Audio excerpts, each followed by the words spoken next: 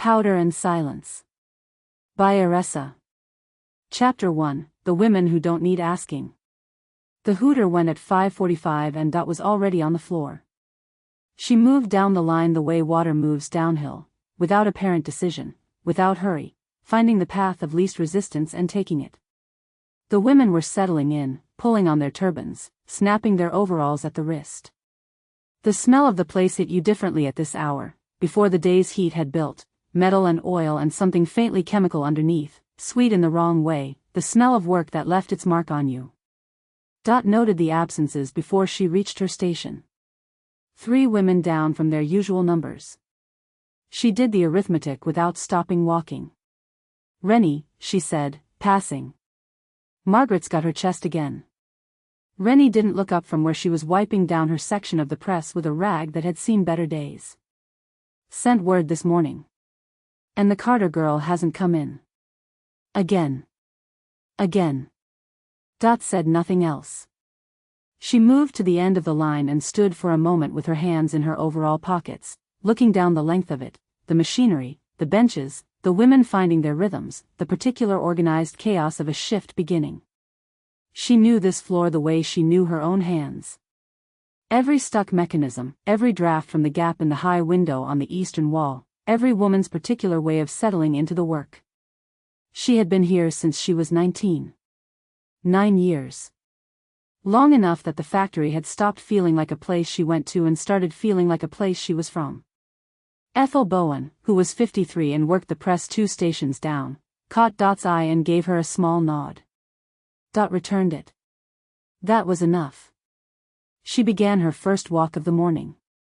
The work was munitions, casing components, press and stamp, the filling line across the building where a different set of women did the more dangerous part and were paid fractionally better for it. Dot's line did the casings. She had walked it so many times she thought sometimes she could do it in her sleep, that her feet had worn a groove in the concrete floor simply by the repetition of that particular path. 100 yards, roughly, from the loading end to the inspection station, and then back again, and again, and again, 8 hours with 2 breaks and a lunch at midday if the quota was in good shape. She checked the machinery. She checked the women. She stopped at Iris Dodd Station because Iris was newer than the rest, 6 weeks in, and still had the habit of holding herself too tight over the press, shoulders drawn up toward her ears. Dot put a hand briefly on Iris's shoulder blade. "Drop your shoulders," she said. "You'll be in agony by noon." Iris dropped them. "Sorry, Miss Marsden." "Don't be sorry. Just drop them." She moved on. The morning built around her. The noise was enormous once the full line was running, the press, the stamp, the shout of conversation that the women managed somehow despite everything, the occasional burst of laughter that rose above the mechanical din and then was swallowed by it. Dot moved through it steadily, checking, adjusting, noting. She had a gift for it, people said, though she didn't think of it as a gift so much as the natural result of paying attention. You paid attention long enough, you started to see things. The small signs that a machine was running wrong.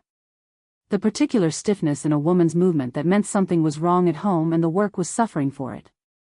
The way a certain kind of conversation, pitched below the noise of the presses, moved down the line like something passed hand to hand. She was not oblivious to how the women saw her. She knew what they called her, nothing cruel, nothing she'd object to. Efficient. Fair. Difficult to read. She'd heard Rennie once describe her to a newer woman as the best foreman on the floor and the worst gossip because she never told you anything, and she'd taken both parts of that as intended, which was kindly. At 7:30 she put her hand in her apron pocket for her pencil and felt the letter there. It had arrived yesterday. She hadn't opened it yet. She knew June's handwriting on the envelope, knew the particular way her mother addressed things, with the full address written out in the careful print of a woman who had never entirely trusted cursive. She had put it in her pocket without opening it. She had meant to read it last night and had not.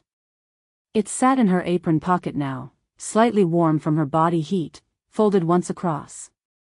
She left it where it was. There were things about June's letters that required a certain kind of stillness to read, and the factory floor, for all that it was the place Dot felt most herself, was not a place for stillness of that particular kind. She would read it tonight, in her room, with her coat on because the room was cold, sitting in the chair by the window. That was when she read June's letters. Not before. She took out her pencil instead and made a note on the small pad she kept in the other pocket, Margaret, chest, Carter girl, and put it away again. By 10 o'clock the quota was running ahead of where it needed to be, which was how Dot preferred things. She ran ahead of the quota the way you ran ahead of weather. It gave you room. The line was settled now, the rhythm established, the initial friction of the morning worked out of the machinery and the women both. Rennie had started telling someone a story. Dot could hear the shape of it without the words, the particular rise and fall of Rennie's voice when she was holding court, and 2 stations down someone laughed, a short, genuine sound, and the line moved on. Dot stood at the inspection station and watched the casings come through and thought about the 3 absences and the week's production targets and what she was going to have to say to the Carter girl when she finally reappeared, and did not think about the letter. She was good at that. She had learned it over years, the particular discipline of not thinking about a thing. Choosing a point of focus, practical and immediate, and keeping her attention there. The line. The quota. The absences. The machinery. The women. Not the letter. Not anything that required more space than the factory floor, at this hour of the morning, had to give. The hooter for the first break came at 10:15. The line slowed, stopped. Women straightened, stretched, rubbed their hands. The sudden reduction in noise was always slightly startling, the way your ears rang with it even after the machinery had stopped. Rennie appeared at Dot's elbow as if she had materialized there. "Tea," Rennie said. It wasn't a question. "In a minute." Rennie stayed at her elbow. Dot made 2 more notes on her pad. Rennie continued to stay. "In a minute," Dot said again. "I'm not going anywhere," Rennie said pleasantly. "Take your time." Dot put the pad away and they walked together toward the break room. The morning moved the way all mornings moved on the line, forward, without sentiment, the work consuming the hours in the straightforward way that was one of the things Dot had always valued about it. There was no room here for the kind of thinking that crept up on you in the night. You were needed, specifically and practically, for each moment of each hour, and when you had met that need and the hooters sounded and you walked out through the factory gates into whatever the afternoon had waiting, you were at least tired in a way that made the evenings manageable.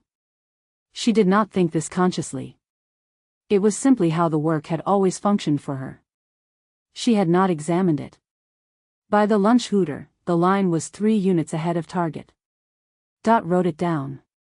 She folded her hands around her flask of tea and sat at the table she always sat at, second from the door, left side, the seat with the back to the wall, and ate her sandwich and listened to the room around her. The Carter girl came up in conversation at the next table. Dot heard her own name mentioned in that conversation, nothing pointed, nothing critical, just the acknowledgement that she would deal with it, as she dealt with things. She ate her sandwich. She drank her tea. She kept her counsel. She thought, briefly, about the letter in her pocket. She did not take it out. Outside the high windows the October sky was gray and consistent, the particular gray of the Midlands in autumn, which was different from other grays. Not the dramatic gray of storms, not the soft gray of mist, but the settled, load-bearing gray of a sky that had decided on this and wasn't changing its mind. She had known this sky all her life. She found it, on the whole, reliable. The hooter called them back to the line. Dot went. She was coming out of the supervisor's office at the end of the afternoon shift, forms completed, the week's production logged, the Carter girl's absence noted in the appropriate column, when Rennie fell into step beside her. They walked out together, the way they usually did, through the factory gates and onto the street, into the cool of the early evening.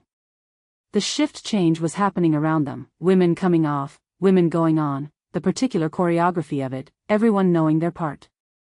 "Good day," Rennie said. "Adequate day. 3 up on target." The Carter girls still out. Rennie made a sound that was not quite agreement and not quite dismissal. They walked in comfortable silence for half a street. This was one of the things Dot valued in Rennie. She did not require conversation to fill the space between them. She was one of the few people Dot knew who understood that silence was not the same thing as absence. "She'll be back," Rennie said eventually, meaning the Carter girl. "I know she will. And then you'll give her that look you give." "What look?" "You know what look." Rennie's voice was warm, affectionate. "The one that isn't angry but somehow makes you feel you'd rather it was." Dot said nothing. Rennie laughed quietly to herself. They came to the corner where their routes divided, Rennie left to her street and her two boys and whatever the evening had waiting for her, Dot right toward the boarding house and the room and the chair by the window. "Good night, our Dorothy," Rennie said. "Good night." Dot turned right. She walked 4 streets, let herself in with her key, went up the stairs past Mrs. Hartley's closed door and the smell of boiled vegetables from the kitchen, and into her room. She took off her coat. Then she put it back on. The room was cold. She sat in the chair by the window. She took the letter from her apron pocket, still folded once across, slightly warm. She held it for a moment with the same stillness she used when she was watching the line for something she couldn't yet name. She put it on the table beside the chair.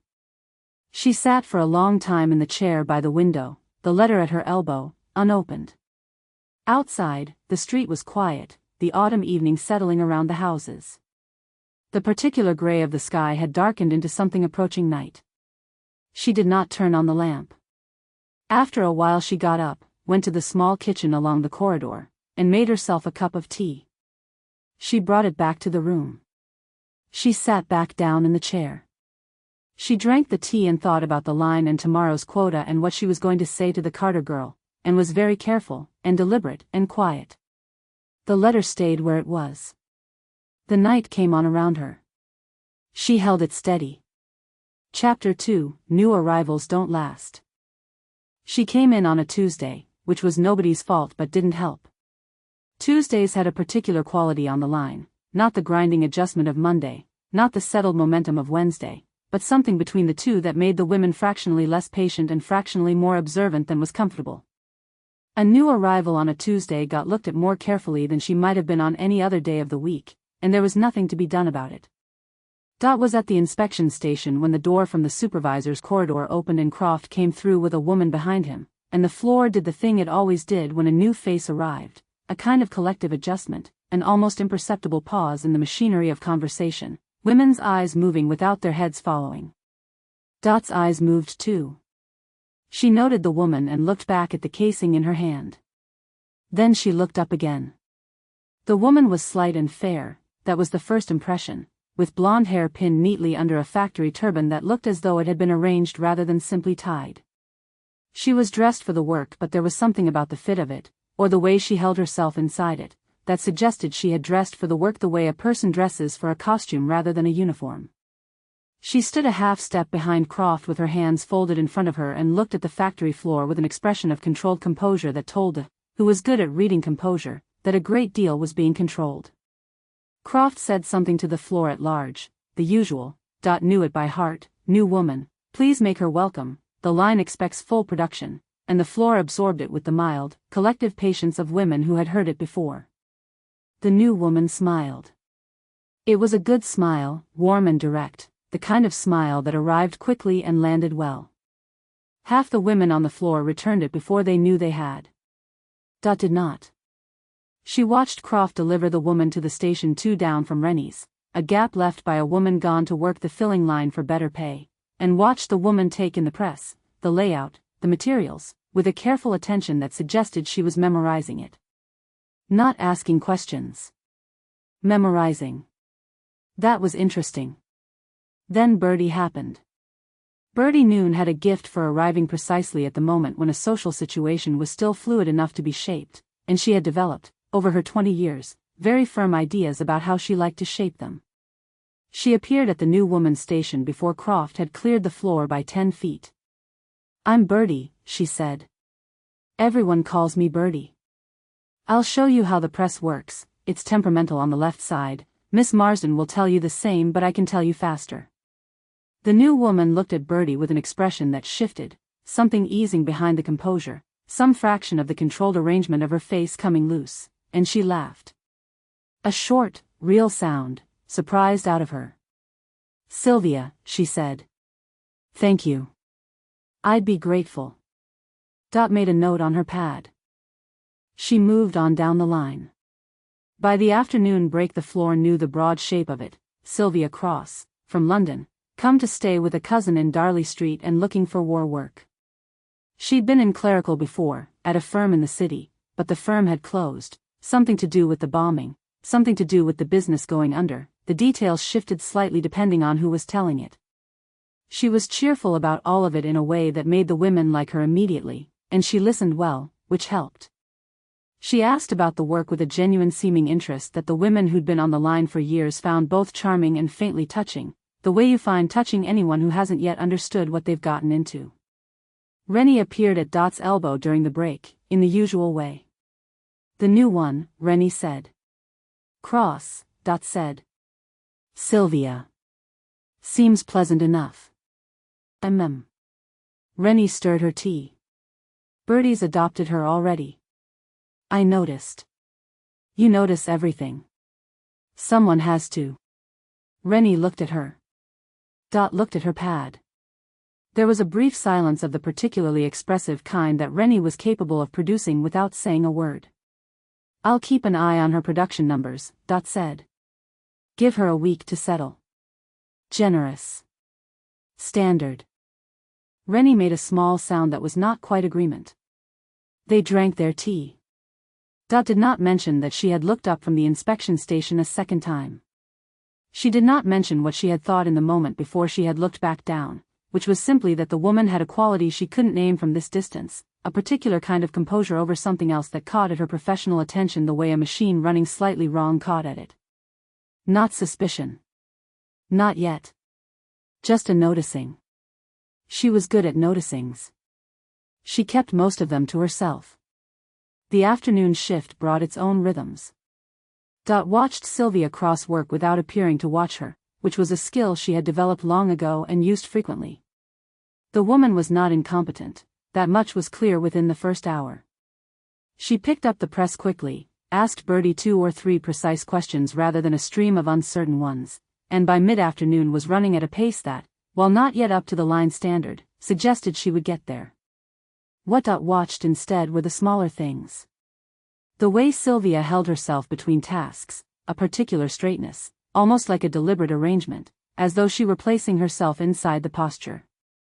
The way her eyes moved when someone addressed her directly, taking a fraction of a second before she responded, as if she were selecting from a small catalogue of available responses. The smile, which was warm and frequent and landed exactly right every time, which meant it had been practiced. None of this was, individually, notable.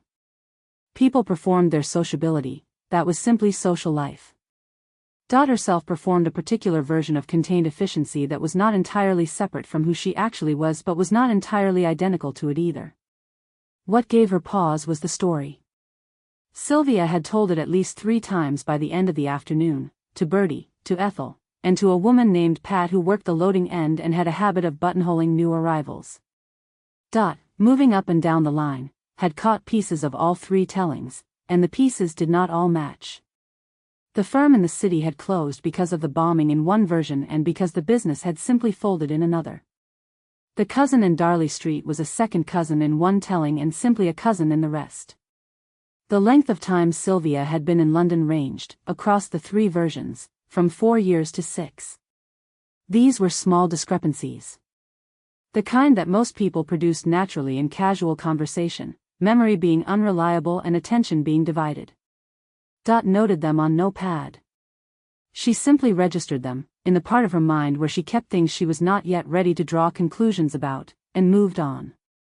At the end of the shift, walking out through the factory gates with Rennie, she said nothing about any of it. "Seems like she'll settle," Rennie said. "Time will tell," Dot said. The evening was cold and clear, the October sky going dark early, the street lit by the dilute light of lamps that had to manage with less than they'd been designed for. Dot turned up her collar and walked and thought about the new woman's smile, which had been warm and real and arrived exactly the same way every time, and the small discrepancy in the years, and the particular quality of composure that sat over something else like a lid over a pot with the heat still on.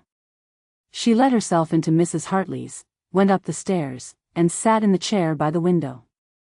The letter from June was on the table beside her, still unread. She looked at it for a moment. She thought about composure, and the things that required it, and the various ways people learned to carry what they needed not to show. Then she turned on the lamp and picked up the book from the other side of the chair and read until it was time to sleep. The letter stayed where it was. Chapter 3, 60%. The walk home from the evening shift had its own grammar. They had done it enough times, Dot and Rennie, the pair of them, coats pulled against the Midlands cold, that the route had developed a kind of structure. The first 2 streets were for the decompression of the day, the factory noise still ringing in the ears even when it wasn't, the rhythm of the line persisting in the body like a song that had overstayed its welcome. The next stretch, along the canal road, was for talk, or not talk, depending on what the day had produced. And the last corner, where they divided, was always for something brief and wry, a small offering exchanged before the night separated them. This particular evening was 2 weeks since Sylvia Cross had arrived, and the weather had worsened sufficiently that Rennie had put on the heavier coat she kept hanging by the factory door and had still complained about the cold twice before they reached the canal. "I'm saying," Rennie said, "that my mother always wore extra wool past the 1st of October and I used to think she was being dramatic. And now? And now I understand. I owe her an apology and she's been dead 8 years." Dot's breath made small clouds in front of her. The canal alongside the road was dark and unhurried, the surface of it catching what light there was and breaking it apart. "How are the boys?" Dot asked. "Dennis has a cold he's been using to avoid helping with anything for 4 days. Peter has apparently decided that school is optional and I've had to have words with his teacher again." Rennie's voice carried the particular warmth of a woman who complains about her children as a form of love. "Both fine. Both a complete nuisance." Dot nodded. She walked. The canal road was quiet at this hour, most of the evening foot traffic having already found its way indoors. "The new one's settling," Rennie said. "Her numbers are improving." Dot kept her voice even. "She'll be up to standard by the end of next week if she keeps her pace." "I wasn't talking about her numbers." "I know you weren't." Rennie waited. Dot kept her eyes on the road ahead.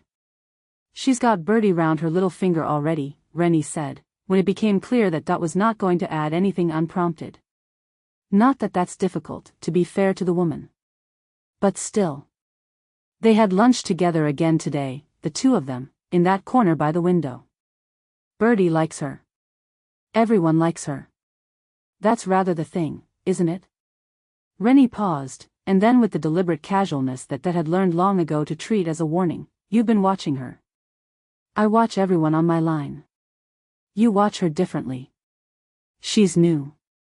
New workers get more attention." Said Rennie, which was not agreement.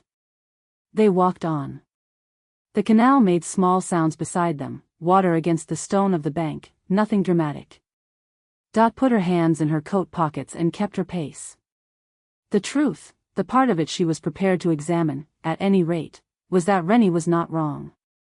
She had been watching Sylvia Cross with the particular quality of attention that was distinct from her usual professional observation, and she was aware of it, and she had not yet decided what to do with the awareness.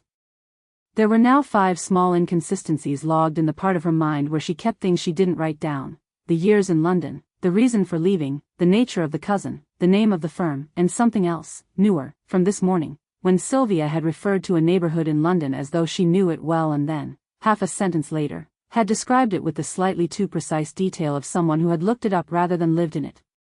This was not, Dot reminded herself, any of her business. People had their stories and their reasons for telling them. The line required competence and reliability, and Sylvia Cross was demonstrating both. Everything else was irrelevant. She believed this almost entirely. "She's doing her job," Dot said. "That's what matters." "Course it is," Rennie said, comfortable, meaning nothing in particular and probably everything.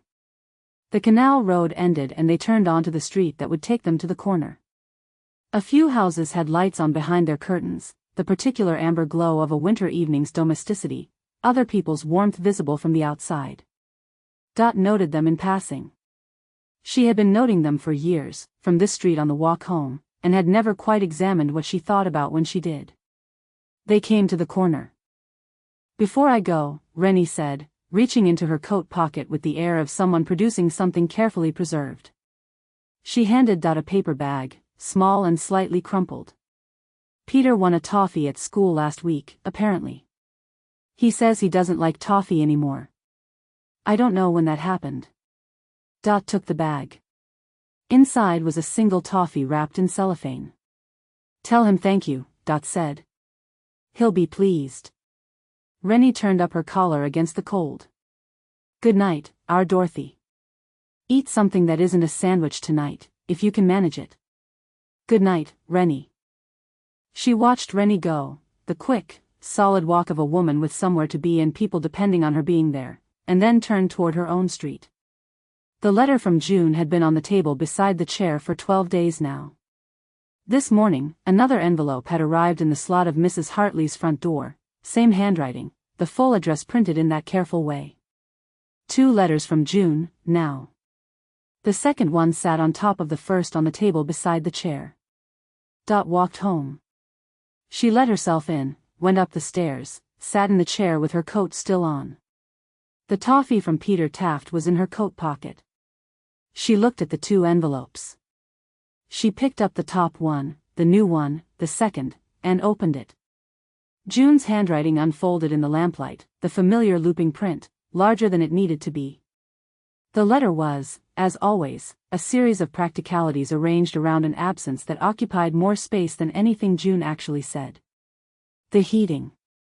The cost of coal. Whether Dot had a good pair of winter gloves, the ones she'd had last year had looked thin. Mrs. Peacock next door had done something kind when June had had her bad week, and June had written it down here in the careful way she wrote things down that mattered to her but that she didn't know how to say directly. And then, in the 3rd paragraph, between a note about the church and a question about Dot's sleeping, "I found his school report the other day, from when he was 12.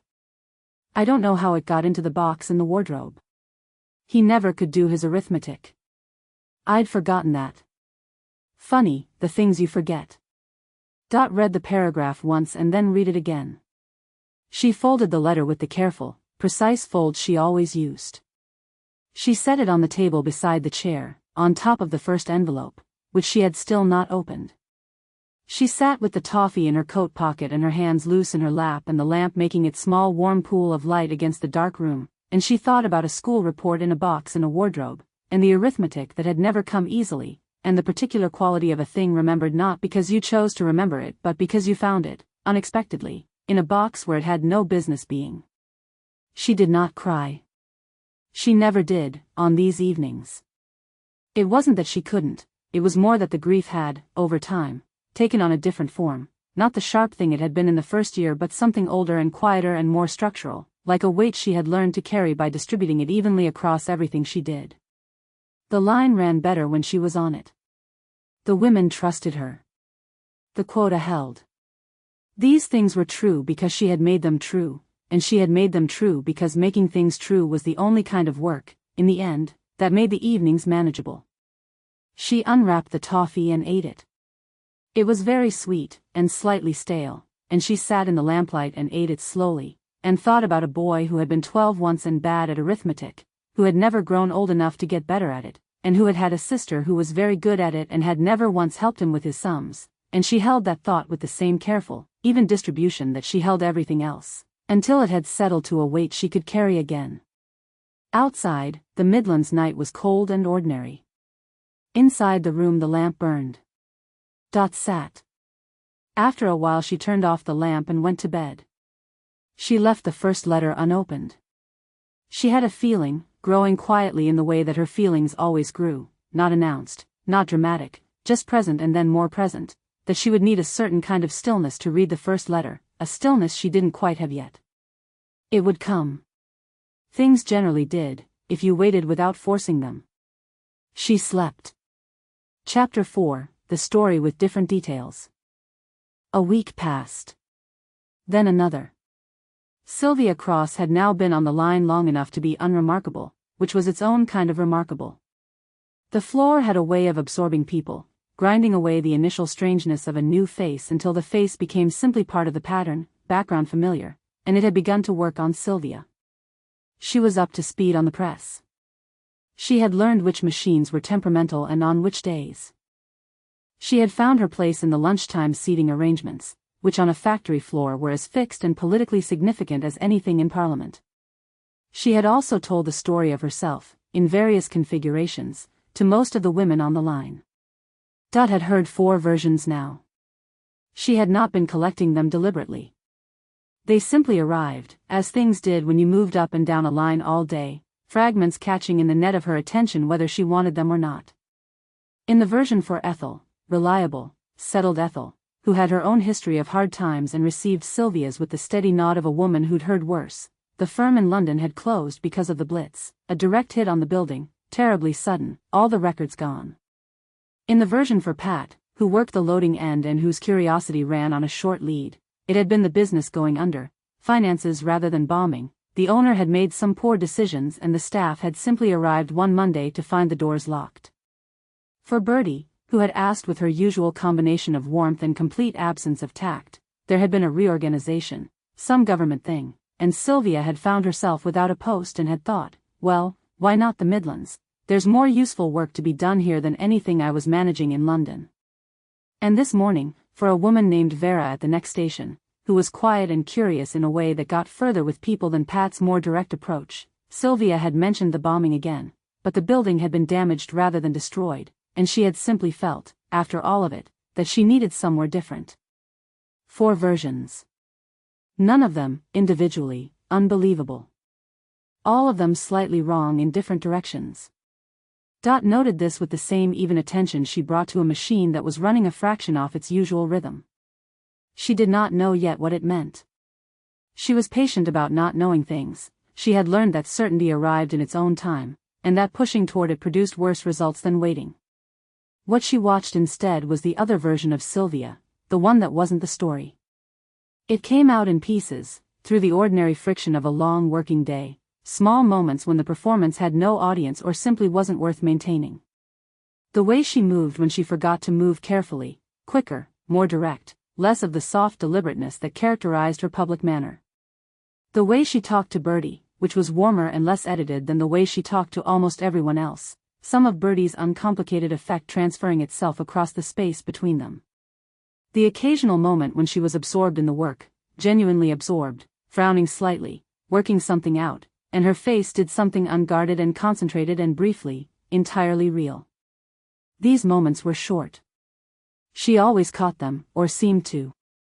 Something would shift, a conversation would begin nearby, she would become aware of being visible, and Sylvia Cross would reassemble herself with a speed and tidiness that would have been impressive if it hadn't also been sad. Dot did not think about why she was cataloging this.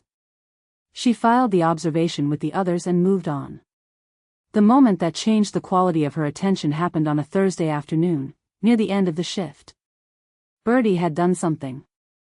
She was always doing something, not through carelessness, precisely, but through a kind of enthusiastic speed that occasionally got ahead of her. In this case she had knocked into Sylvia at the wrong moment and sent a finished component skittering across the floor, and the component had hit the press housing and there had been a short, sharp argument between metal and machine that made everyone on the line look up. The component was undamaged. The press was undamaged. No one was hurt. In the ordinary run of things this would have been barely noteworthy, the kind of small incident that happened a dozen times a week and was absorbed into the day's larger noise. What Dot watched was Birdie's face in the 3 seconds immediately after, round-eyed, genuinely stricken, waiting for the response that would tell her what she'd done. And Sylvia turned and looked at her and laughed. Not the polished, well-placed laugh that Dot had catalogued. Not the social laugh that arrived reliably on its cue. This was shorter and less constructed, a sound that came from the wrong part of the diaphragm, slightly breathless, loose, and it was followed by Sylvia putting a hand briefly on Birdie's arm and saying something too low for Dot to hear, which made Birdie's face go from stricken to delighted in the space of 2 seconds. It was nothing. It was the first real thing that had seen from her. She looked at it for a moment from the inspection station, this small, unguarded tableau of Sylvia Cross with her hand on Birdie's arm and her face still unassembled, still wearing the laugh that had surprised her as much as anyone, and felt something in her own attention shift, a kind of internal realignment, the way a calibration adjusts when it encounters new data. She moved on down the line. At the break she said nothing about any of it to Rennie, who was telling a story about Dennis and a neighbor's cat and did not require contribution. She thought about it on the walk home, alone. Rennie had stayed behind, something with the union rep, and then thought about it in the chair by the window, and then, because thinking about it was not productive and the chair was cold even with her coat on, she stopped thinking about it and read her book instead. The 2 letters from June were on the table beside the chair. She had now read the second. The first remained sealed. She was not avoiding it, she told herself. She was simply not ready. She found, not for the first time, that she was not ready for several things at once, and that the best response to this was to note it and carry on, which she was capable of doing, and which she did. The lamp burned. The October cold pressed at the window glass. Somewhere on the street a door opened and closed. Dot read her book, and did not think about a laugh that had arrived without permission and landed in the wrong part of her chest, and was very deliberate, and practical, and quiet. Chapter 5, What Fell from the Locker. It happened on a Friday, in the 10 minutes between the hooter and the line starting, when the factory floor was in its particular state of almost order, women moving, lockers opening and closing, the day's first noise building toward its full height. Dot was in the aisle between the locker bays and the press stations, making her first notes of the morning, when she heard it. Not a crash. Smaller than that, a metallic complaint, a locker door that gave wrong, and then Birdie's voice saying something sharp and dismayed that got swallowed by the general noise. Dot was moving before she had decided to move, the way you moved on the floor when something sounded off, not running. The floor had rules about running, but faster than her usual walk, direct. She came around the end of the locker bay and took in the scene in a single look, Birdie standing with one hand over her mouth, expression appalled, the door of Sylvia's locker hanging at a wrong angle, the lock broken and the door pushed in, the contents of the locker redistributed, a coat, a paper bag, a small mirror, across the bench and the floor. The mirror was unbroken. The coat was there. The paper bag had split. And on the floor, face up, a photograph. Dot was the first one there. She was always the first one to a problem on her floor, the result of 9 years of paying attention. She arrived before the locker contents had stopped moving, before anyone else had rounded the corner of the bay, before there was an audience. She crouched and picked up the photograph. She meant to set it on the bench without looking at it. This was the correct thing to do, gather what had fallen, restore what order could be restored, attend to the locker situation and the implications for whoever had forced it. She looked at it. 2 women, outdoors, in the particular quality of summer light that meant somewhere warm and probably before the war.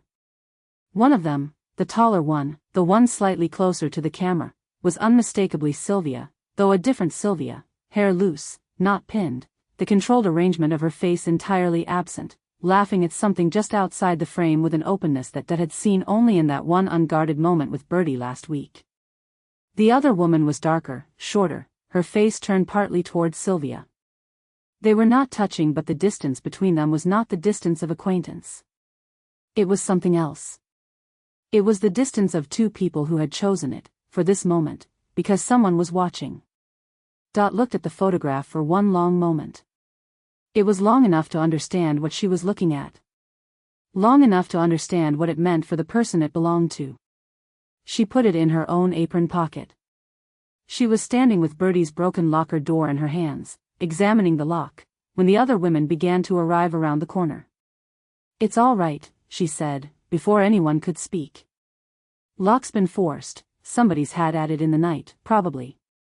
Birdie, is anything else disturbed?" Birdie, still pale, looked at the bench where the coat and paper bag now Saturday. I don't think so. Sylvia's not in yet." "No." Dot handed the locker door to a woman named Jean who was close enough to take it without it being strange. "I'll report it to Croft. We've had this before, it's wartime scarcity, we all know it, and we don't like it but we understand it. Nobody makes a point of this to anyone outside the bay." "Agreed?" The small cluster of women agreed, with the quiet unanimity of people who have understood the reasons without requiring them to be spelled out. Good. Get to your stations. She looked at Birdie. You too. I'll deal with the locker. Birdie went. Dot stood alone in the locker bay for 20 seconds. She put her hand to her apron pocket, felt the photograph's edge through the fabric. Then she went to report the break-in to Croft, which required 15 minutes of his procedural register and 3 mentions of, in the normal run of things, before he agreed to have the lock replaced by end of day, and she endured it with her usual efficient patience and thought about nothing in particular and certainly not about what was in her pocket. The morning shift ran. Dot moved up and down the line. She checked the machinery. She checked the women. She noted that Sylvia arrived 12 minutes into the shift, not late enough to require logging, the rules allowed a certain latitude, and went to her station without going to the lockers, which Dot suspected meant someone had told her. Possibly Birdie. Possibly the general telepathy of the factory floor, which moved information faster than any official channel. She watched Sylvia settle at her station and pick up the rhythm of the press with the ease of someone who had now been doing it long enough for it to live in her hands rather than her head. She watched her say something to Birdie, short, reassuring from the look of it, and Birdie nod and the two of them fall into the work. She watched none of this for longer than it would take to confirm that the station was operating normally. She moved on. At the lunch break she sat at her usual table and ate her sandwich and thought, methodically, about the photograph and what it meant and what the right thing was. The right thing was not complicated, when she examined it plainly. The photograph was Sylvia's and it needed to go back to Sylvia, privately, without comment. That was all. Whatever the photograph meant, whatever the two women in it meant to each other, whoever the darker woman was, however that story had ended or not ended, none of that was any of Dot's business, and the only relevant fact was that the photograph needed to be in its owner's hands before the end of the day, and without anyone else knowing it had been found. She was clear on this. She was clear on the right thing. She ate her sandwich. She drank her tea.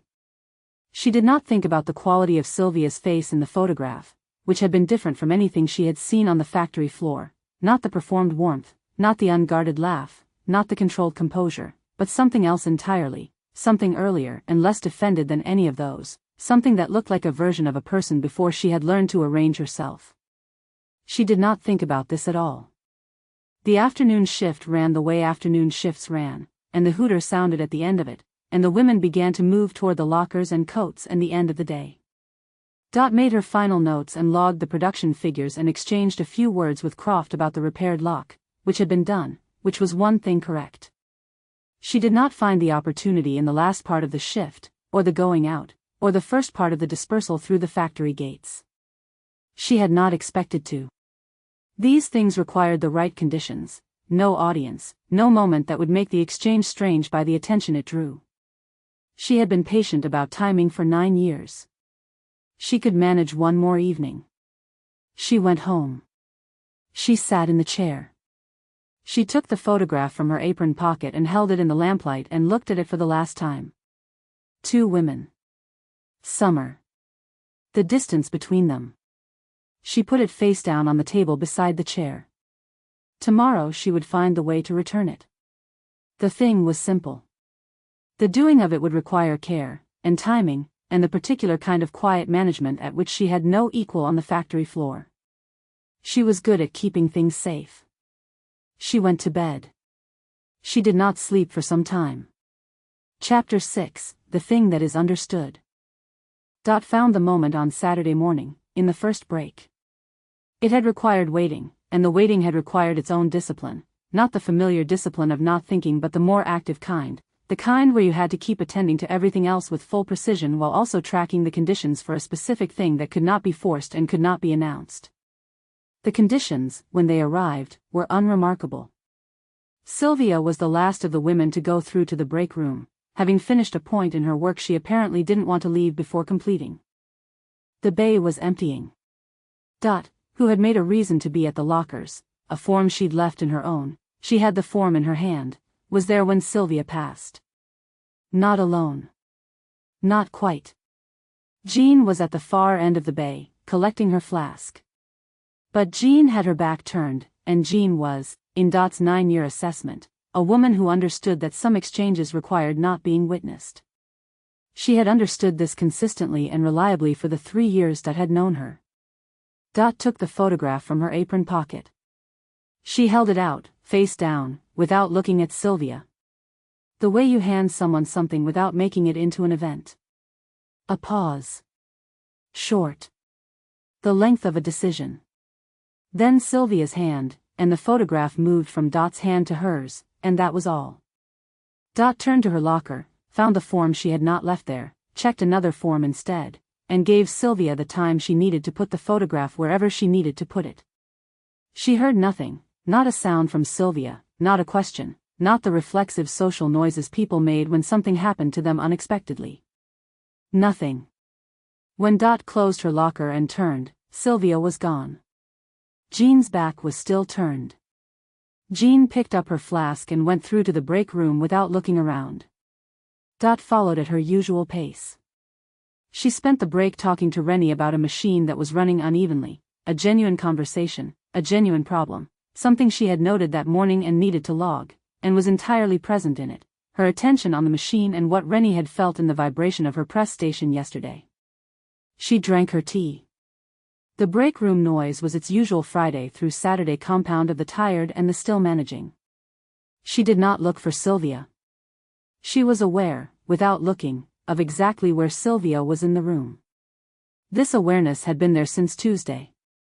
It was not going to go anywhere. She drank her tea, and talked to Rennie about the machine, and let the awareness sit in its place without examining it. The rest of the day passed. The line ran and the quota held and the factory went about its work in the way it always did, loud and purposeful, the noise of the machinery and the women woven into something that was almost, if you had worked in it long enough, a kind of music. Dot walked her line. She checked and adjusted and noted and managed, and she was good at her job, and the day moved through its hours with the straightforward logic of days on the factory floor.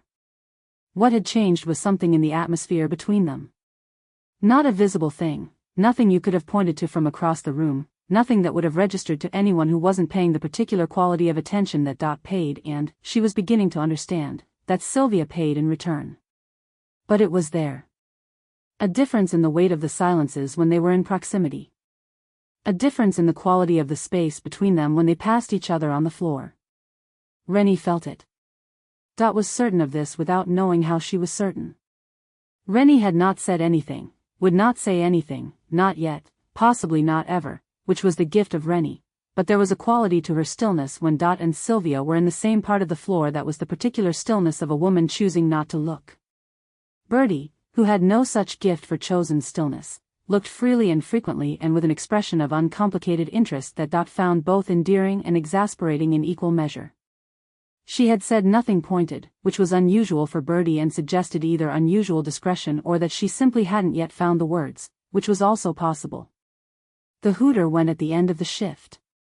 The women moved toward the lockers, coats, the end of the Saturday half-day. Some of them had plans.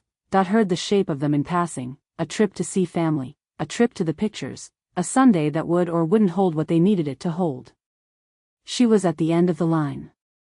When she became aware that Sylvia had slowed, or she had slowed, or both of them had, in the dispersal through the factory floor, and that the distance between them was smaller than it was in the ordinary movement of the end of a shift. Sylvia looked at her. A brief look, direct, which was unusual. Sylvia's default was warmth and social fluency and she generally managed both eyes and speech at the same time. This was simpler than that. A look that had nothing in it except what it was. Dot met it. 2 seconds. 3. Something passed between them that had no language and required none.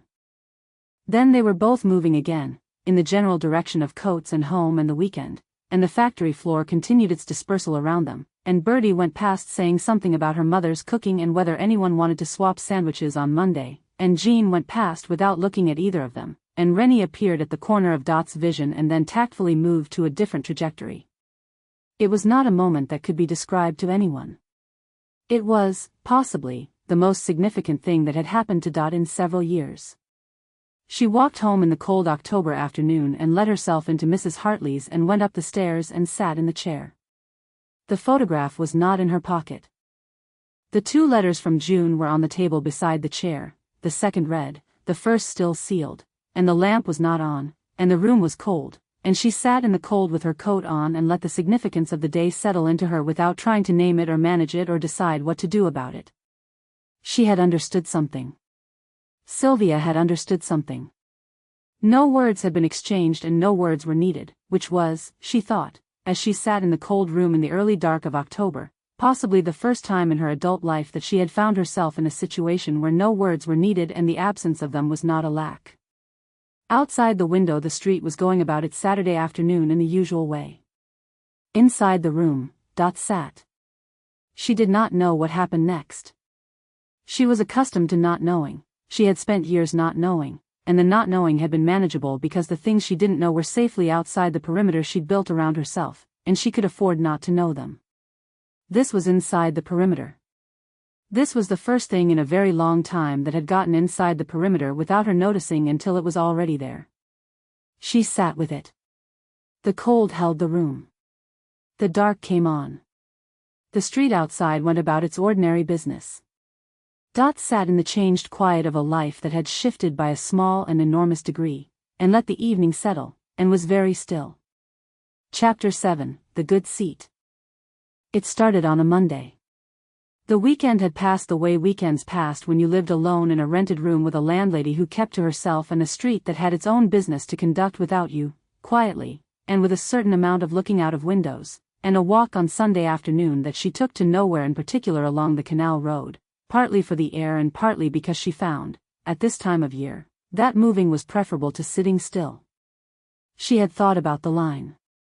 She had thought about the week's production targets. She had not thought about the photograph or the look that had passed between her and Sylvia Cross on Saturday afternoon, or if she had not called it thinking.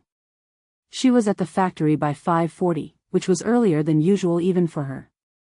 The floor in the early dark had a different quality, emptier, the machinery standing quiet like furniture with the dust sheets off, the smell of the place unchanged by the absence of the women but somehow more apparent for it. She walked the line before anyone arrived. She liked this, occasionally, the floor as itself, without the day's noise built up around it. By the time the other women were coming through the door she had already completed her first notes of the week and confirmed that the machine Rennie had mentioned, the one running unevenly, had a worn bearing that would need attention before Thursday or it would begin to cost them in production. She had noted this down for Croft with the particular phrasing she had learned, over 9 years, was most likely to produce action before something became a problem rather than after. The morning ran. The line found its Monday rhythm, which was never quite the same as the rhythms of the days that followed, a little stiffer, a little more effortful, the weekend still present in the body, needing to be worked back out. Dot moved through it steadily. She was not watching the door. She was not noting, when Sylvia arrived at her usual time and went to her station with her usual composure, whether the composure had a different quality than it had had on Friday. She was not observing that Sylvia moved with the particular careful self-possession of someone who had spent a weekend with something and had come to a private arrangement with it. She was not doing any of this. She moved on down the line. The lunch hooter sounded at midday and the line slowed and stopped and the women began the organized movement toward coats and flasks and the room off the main floor where they ate. Dot finished her end-of-morning notes, logged the bearing issue as a separate note, and moved toward the break room at the pace she usually kept, which was unhurried and direct. She arrived at the table she always sat at, second from the door, left side, back to the wall, and put her flask down on the surface. Then she put it on the seat to her right. She did not look at this decision. She made it the way she made small adjustments on the line, recognizing a condition, responding to it, moving on. She went to get her sandwich from her coat pocket, exchanged a few words with Ethel near the door about the machine issue, checked the window to see whether the weather was holding, and came back to the table. Sylvia arrived and sat down beside her. Not with any ceremony. Not with a pause or a question or the faint interrogative quality that the offer of a seat usually produced. Is this taken? Am I welcome? She simply arrived at the table, noted the flask on the chair with the fractional delay of someone who has noted a thing and decided on their response to it, and sat down. Dot opened her sandwich and ate it. Sylvia produced a paper bag from her coat pocket and opened it and ate her own sandwich. The break room noise continued around them, Birdie's voice, somewhere to the left, telling a story with her characteristic combination of speed and total disregard for narrative economy, Rennie's laugh, short and genuine, Pat at the far end going on about something, the general warm noise of 30 women who had been at loud machinery all morning finding their voices in the quiet. Dot and Sylvia said nothing to each other. It was not the silence of two people who had nothing to say. It was not uncomfortable. It was the specific silence of two people who were both aware of it and were both, independently and simultaneously, deciding to let it be what it was. After perhaps 5 minutes, Sylvia said, "The bearing on number 4 is going." Dot looked at her. "I know. I could feel it this morning. In the vibration when I'm pressing. It's caught. I've logged it." Sylvia nodded. She ate her sandwich. "I noticed last Thursday, actually. I wasn't sure if it was my imagination." "It wasn't." "No," she looked at the table. "I didn't know whether to say anything." "You can always say something about the machinery," Dot said. "To me." A brief pause. "Good," Sylvia said. "I'll remember that." They finished their lunches. Around them the break room went on about its business, 30 women filling 15 minutes of quiet with everything the noise of the line didn't leave room for. Birdie's story reached what was apparently its climax. The break room laughed. Birdie's laugh was loudest, as it always was. Rennie appeared at the counter with 2 cups of tea and set one in front of Dot without being asked, glanced once between Dot and Sylvia with the expression of a woman who has registered something and filed it, and went back to her own table with the serenity of someone who has done all that is required. The hooter called them back to the line. They both stood. Sylvia gathered her paper bag and her flask. She looked at Dot with the direct look she occasionally deployed, simple, uncomplicated, a look that said what it said without commentary, and then she went back to her station. Dot walked her line. The afternoon ran the way afternoons ran, the work consuming the hours in its straightforward way, the quota advancing by increments, the machinery of the place, mechanical and human both, doing what it was built to do. The bearing on number 4 held through the afternoon. Dot would chase Croft about it in the morning. She thought about the lunch, in the occasional peripheral way she thought about things while walking the line, not dwelling, not examining, just letting it sit in her attention without requiring it to resolve into anything. It was very small, what had happened. A flask on a chair. A sandwich eaten in silence. 4 sentences about a machine bearing. Rennie delivering tea without commentary. It was, she understood, also the beginning of something, though she would not have known how to say what. She did not need to say what. She understood it without language, the way she understood the line, through repetition and attention and the particular patience of someone who had learned that the most important things rarely announce themselves. At the end of the shift she walked out with Rennie, who talked about Dennis's cold, which had finally broken after a week, and Peter's school situation, which had not, and Dot listened and made the appropriate sounds and walked the familiar route in the cold November air. At the corner, Rennie stopped. "Good day," she said, which she said most days. "Adequate," Dot said, which was her usual answer. Rennie looked at her for a moment with the particular quality of attention she occasionally brought to bear, warm, shrewd, not requiring anything in return. Then she nodded, as if something had been confirmed, and turned toward her own street. "Good night, our Dorothy." "Good night." Dot walked home. She let herself in, went up the stairs, sat in the chair. The 2 letters from June were on the table beside the chair, the second read, the first still sealed, and the lamp was not on yet, and the room was cold, and she sat in the cold for a while with her coat on and thought, quietly and without urgency, about a flask placed on the chair to the right of her usual seat, and a woman who had arrived and sat down without making it into an event. That was the thing, she thought. That was exactly the thing. She had expected, if she had expected anything, some kind of negotiation. Some acknowledgement of the photograph and what it had meant and what the look on Saturday had been. Some moment of explicit arrangement. But Sylvia had sat down and eaten her sandwich and commented on the machine bearing, which was a practical and relevant observation, and neither of them had made anything into anything. This was, Dot thought, the most intelligent thing anyone had done in her general vicinity in some time. She turned on the lamp. She picked up her book. She read for a while.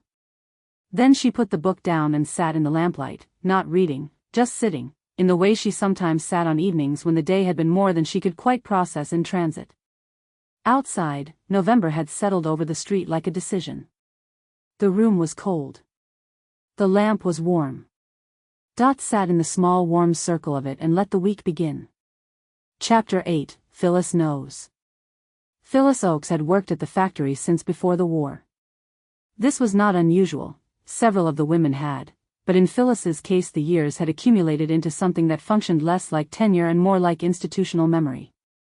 She knew where the records were kept, including the records that were not officially kept. She knew which supervisor to ring when Croft was unavailable and which one to avoid when he was. She knew the factory's rhythms the way Dot knew the line, through years of attention paid at close range, the slow building of a knowledge that was not quite written down anywhere and would not survive her departure intact. She was 52. She had been a senior line supervisor for 11 years. She wore the same cut of blouse in different colors, rotated on a system that Dot had once, idly, tried to decode and given up on. Her hair was iron gray and always immaculate.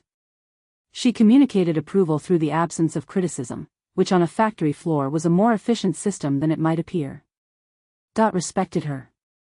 Not uncritically, Phyllis had her limits, as everyone did, and her limits were drawn around procedure in ways that occasionally frustrated, but she was fair, she was consistent, and she did not make people unsafe. On a factory floor in wartime, these were not small qualities. They did not often have occasion to speak privately.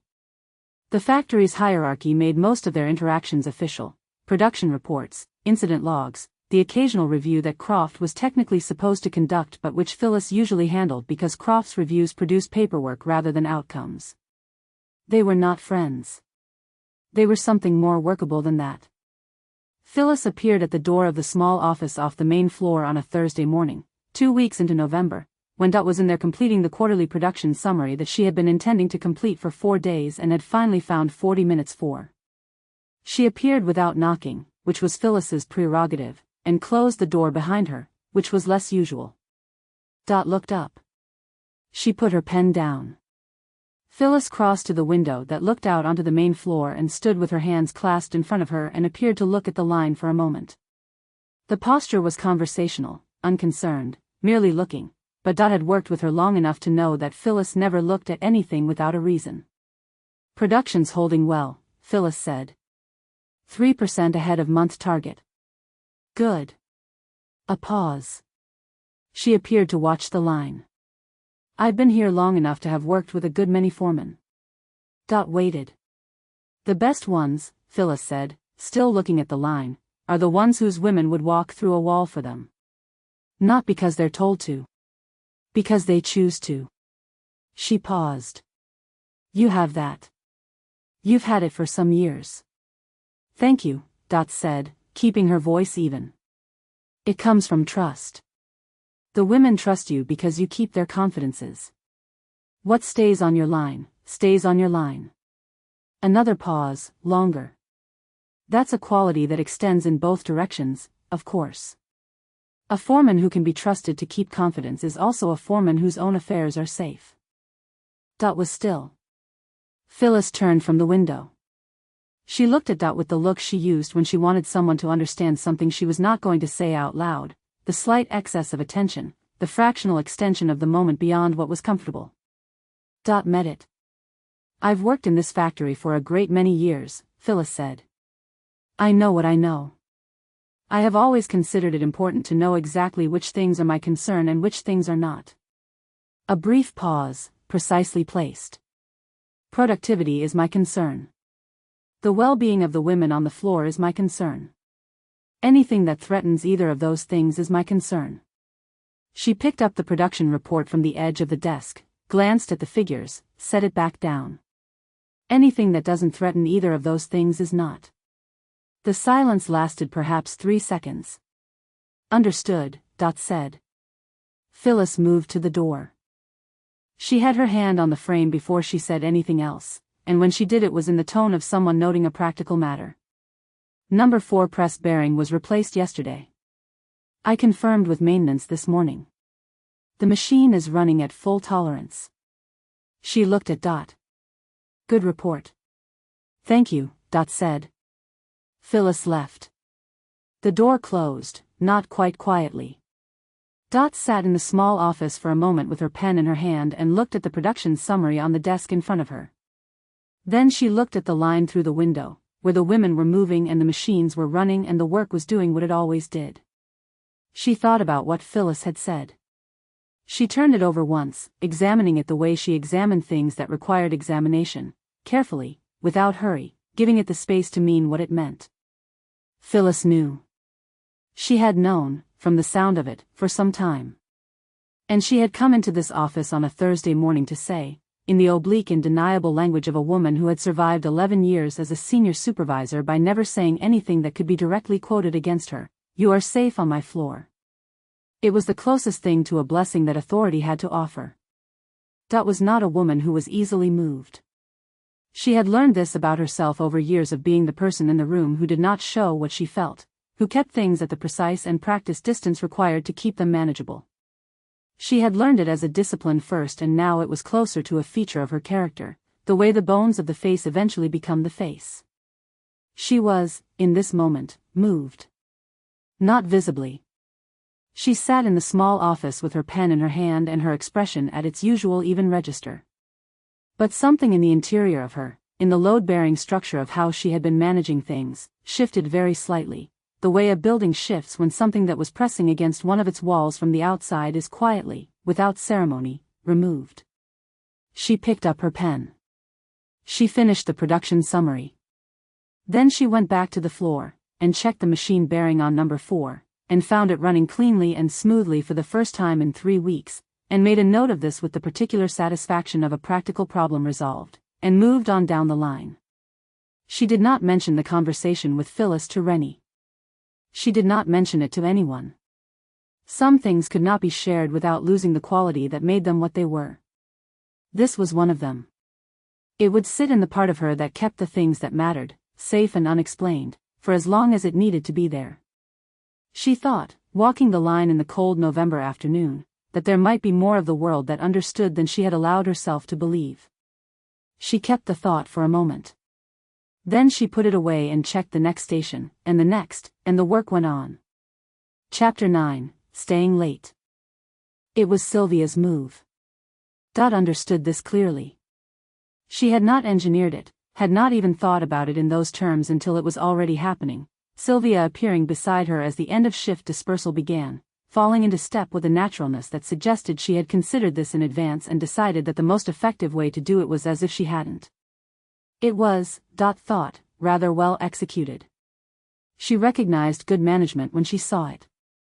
They walked out through the factory gates at the end of a Thursday shift in the 3rd week of November, with the other women dispersing around them and the cold of the evening coming off the canal road in waves, and Sylvia settled into the pace beside her without asking whether it was all right.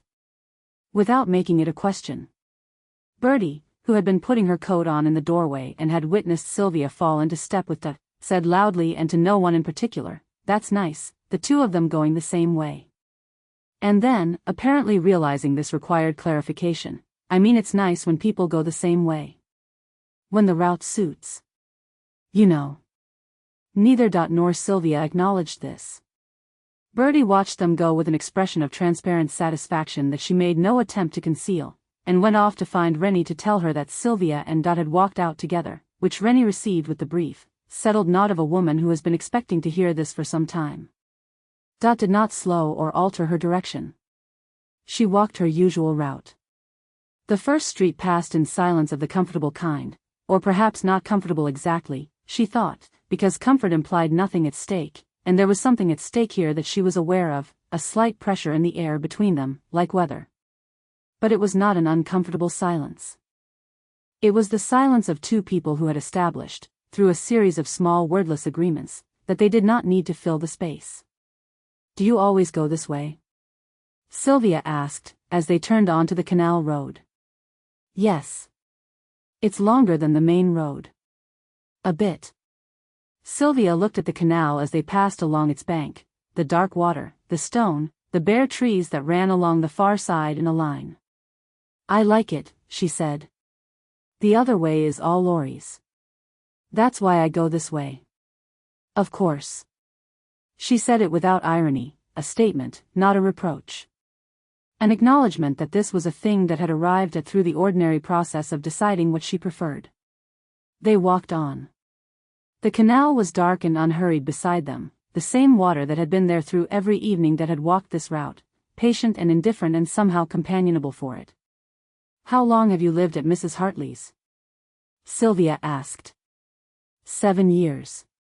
"Do you like her?" Dot considered this. "She doesn't bother me." Sylvia made a small sound that was amusement without quite being a laugh. "High praise." "It is, actually. Most landladies bother you considerably. Mine asks me where I've been every time I come in after 7. "Which street?" "Darley Street." "The cousin."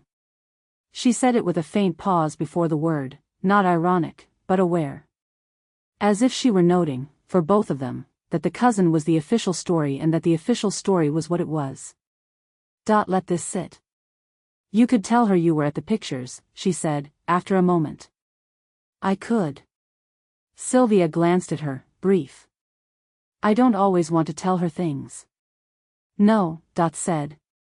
"That's understandable." The canal road ended and they turned onto the street that led toward Dot's boarding house. This was the point at which Rennie would usually peel off. Rennie's street diverged at the canal road's end, left rather than right, toward the terraced row where she and the boys lived. Walking without Rennie gave the route a different quality, not worse, just quieter. More of itself. "Birdie tells me you've been here your whole life," Sylvia said. Broadly. "Do you like it?" "The Midlands?" "The factory?" "This." A small gesture that managed to encompass the street, the canal behind them, the general arrangement of her existence. Dot thought about it. It was not a question she was often asked. The women who had been here long enough to know the answer already knew it, and the women who were new generally didn't think to ask. "Yes," she said. "I think I do." "Why?" "Because it's real," she said. And then, because this seemed insufficient, the work matters. The quota matters. If something goes wrong on the line, I fix it. There's a clarity to it that I find. She paused, looking for the word. "Manageable," she said, which was not quite the right word but was the word she had. Sylvia was quiet for a moment. "I understand that," she said. "Better than I expected to." "You didn't expect to like it." "I didn't know what to expect." A pause. "London is rather," she stopped. Dot waited. "Full," Sylvia said, finally. "London is rather full. Of things that require managing in ways that don't resolve." "And this doesn't?" "The line resolves. At the end of a shift, you know exactly what you've done." "Yes," Dot said. "That's it." They had reached the corner of Dot Street. This was the natural end of it, the point where the route would divide and Sylvia would continue toward Darley Street and Dot would turn right toward Mrs. Hartley's. Dot stopped at the corner. Sylvia stopped too. Not hesitating, just stopping, the way you stop when the person you're walking with stops, adjusting to the pace of the other person without requiring explanation. "This is me," Dot said. "Yes." Sylvia looked down the street. "I'm the other way." They stood for a moment in the cold, their breath making small clouds in the November air, the street quiet around them. A cat crossed the road some distance down, unhurried and self-possessed. "The bearing's running clean," Sylvia said. "I know. I checked it twice. I could hear it this morning. Properly clean." She sounded, Dot thought, genuinely pleased. The kind of pleasure that came from a practical thing resolved, uncomplicated by anything else. It's remarkable how much quieter the station is. You'll get used to it and then notice it every time a bearing starts to go. Is that a warning? It's the way it works, Dot said. Once you know what clean sounds like, you can't unhear it. Sylvia looked at her. In the dark of the November evening, with the street lamp doing what it could at half its designed capacity, her face was quieter than it was on the factory floor, less arranged, the performance with nowhere particular to perform to. It was the face from the photograph, Dot thought, not exactly but close, some of the same quality of openness that she had seen in that moment of summer light before the war. "Good night, Miss Marsden," Sylvia said. "Good night." She turned and walked toward Mrs. Hartley's. She did not look back. She let herself in, went up the stairs, sat in the chair with her coat still on. She did not look at the letters. She sat in the cold room in the November dark and thought about the canal road and the way Sylvia had said I didn't know what to expect and what that had meant in the way that she had said it, which was different from what it appeared to mean on the surface, and she sat with this for a while and let it settle. The bearing on number 4 was running clean. London was full in ways that didn't resolve. A cat had crossed the street in the particular way of cats, which had no bearing on anything and was simply a detail the evening had offered, freely, without requirement. She thought, it would happen again. The walking out together. She did not know when and she was not in a hurry to know. She had learned, over years, that hurrying things produced worse results than letting them arrive. But it would happen again and the route would accumulate the way routes accumulated, through repetition, through the small increments of shared geography, until it was theirs by habit rather than by decision, which was how the best things became yours. She was aware of something in herself that felt, cautiously and with reservations she did not examine, like anticipation. She sat with it. It was not a comfortable feeling. It was not an uncomfortable one. It was simply there, present, at a temperature she was not accustomed to. She would manage it, as she managed things, with attention, and patience, and the practiced discipline of not looking directly at what she wasn't yet ready to see. The lamp burned. The street was quiet. The evening held. Chapter 10, June writes about Tommy. The letter arrived on a Wednesday. Dot found it in the slot of Mrs. Hartley's front door when she came in from the early shift, the familiar envelope with June's handwriting and the full printed address. She picked it up and carried it upstairs and set it on the table beside the chair, on top of the first letter, which she still had not opened. 3 letters from June now. 2 read, 1 still sealed. She made tea. She changed out of her overall into her house clothes. She sat in the chair. She had been putting the 3rd letter there for a week, reading it each time she came home for the first few days, picking it up, holding it, putting it down, and then leaving it where it was with the increasing sense that she was building towards something, that the right time was coming and she would know it when it arrived. Today it arrived. She opened the envelope with the same careful deliberateness she brought to things that needed care, and unfolded the letter in the lamplight, and read. June's letters had a topography she knew well by now, the practical matters spread across the upper reaches, the concern for Dot distributed through the middle, and the thing June actually needed to say arriving sideways, buried inside something else, the way objects that have fallen into rivers are found far downstream from where they went in. This one covered the usual ground, the cost of heating oil, which was becoming impossible, the woman from the church who had turned out to be less reliable than she seemed, the state of the back garden in November, which was bleak but nothing that couldn't be set right in spring. Had Dot been eating properly? Was she keeping warm? Was she sleeping? And then, at the bottom of the 2nd page, inside a paragraph about the man next door's new dog, I walked past the recruiting office on Tilbury Street last week. I don't know why I went that way, it's not the way I usually go. They've changed the window, put up new notices, peace effort and so on. I stood there for rather a longer time than I meant to. I expect that doesn't make much sense. He always said it looked very official, that window. Made him feel important, he said, the first time he went past it. You know how he was about things like that. I shouldn't have gone that way. Still. One does. Dot read the paragraph. She read it again. She set the letter in her lap and looked at the far wall, which was papered in a faded brown and cream that Mrs. Hartley had presumably chosen for its neutrality and which had achieved it completely. The lamp made its small pool of warmth. Outside, the November evening was pressing at the window. He always said it looked very official, that window. Made him feel important, he said, the first time he went past it. You know how he was about things like that. She knew. She knew exactly how he was about things like that, the way he had loved anything that felt like significance, like belonging to something larger than himself, the way he had stood straighter in uniforms, in queues, in any situation that had an official quality.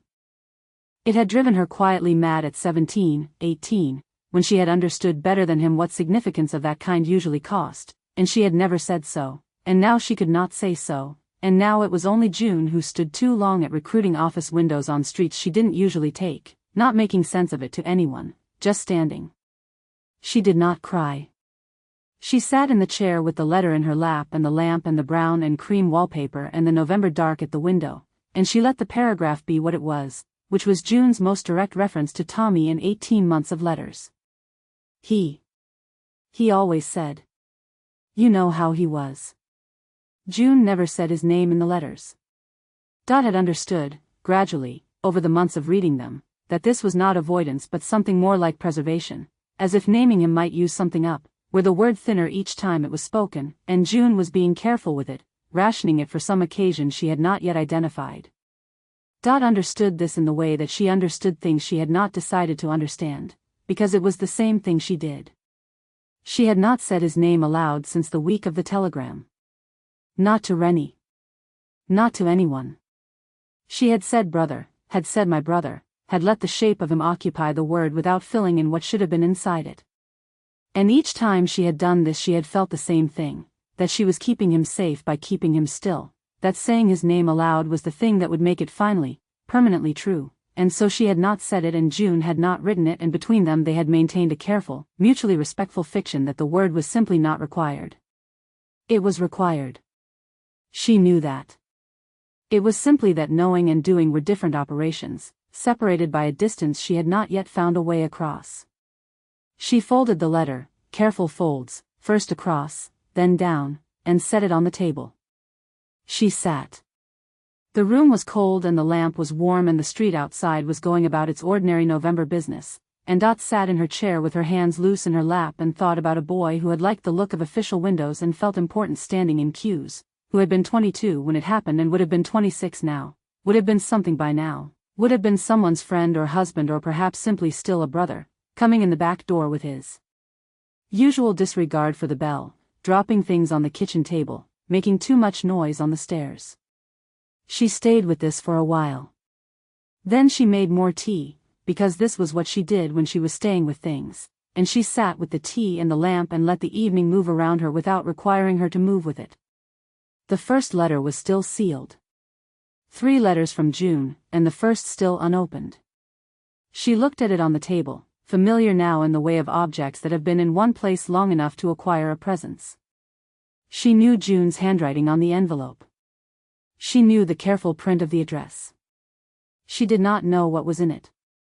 She had kept herself from knowing, through all of October and into November, with the same discipline she brought to the line, attending to everything else, keeping the point of focus practical and immediate, trusting that the right time would come. She was not sure the right time had come. She was not sure it ever would. She left it where it was, on the table under the other 2, and turned off the lamp, and went to bed in the dark. She lay for a long time in the cold room before she slept. She thought about the walk with Sylvia 2 evenings ago, the canal road in the dark, the breath in the cold air, the cat crossing the street. She thought about sitting in this chair in this room in the particular quality of silence that followed a shift on the factory floor. She thought about a boy in a recruiting office queue, 17 and feeling important.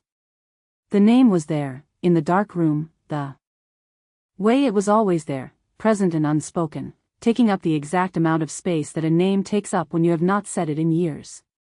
She did not say it. She slept. Chapter 11, The Accent Slips.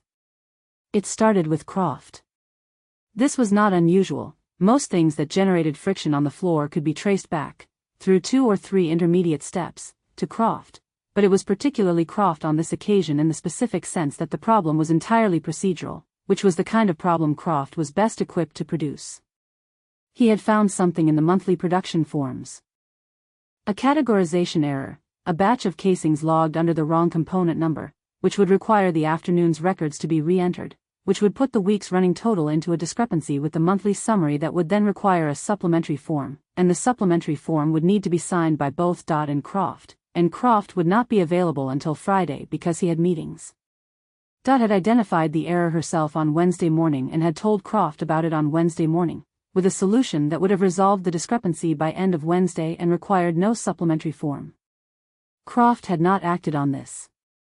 He had now discovered the same error on his own on Thursday afternoon, when the discrepancy had grown, and had decided that the solution was the supplementary form.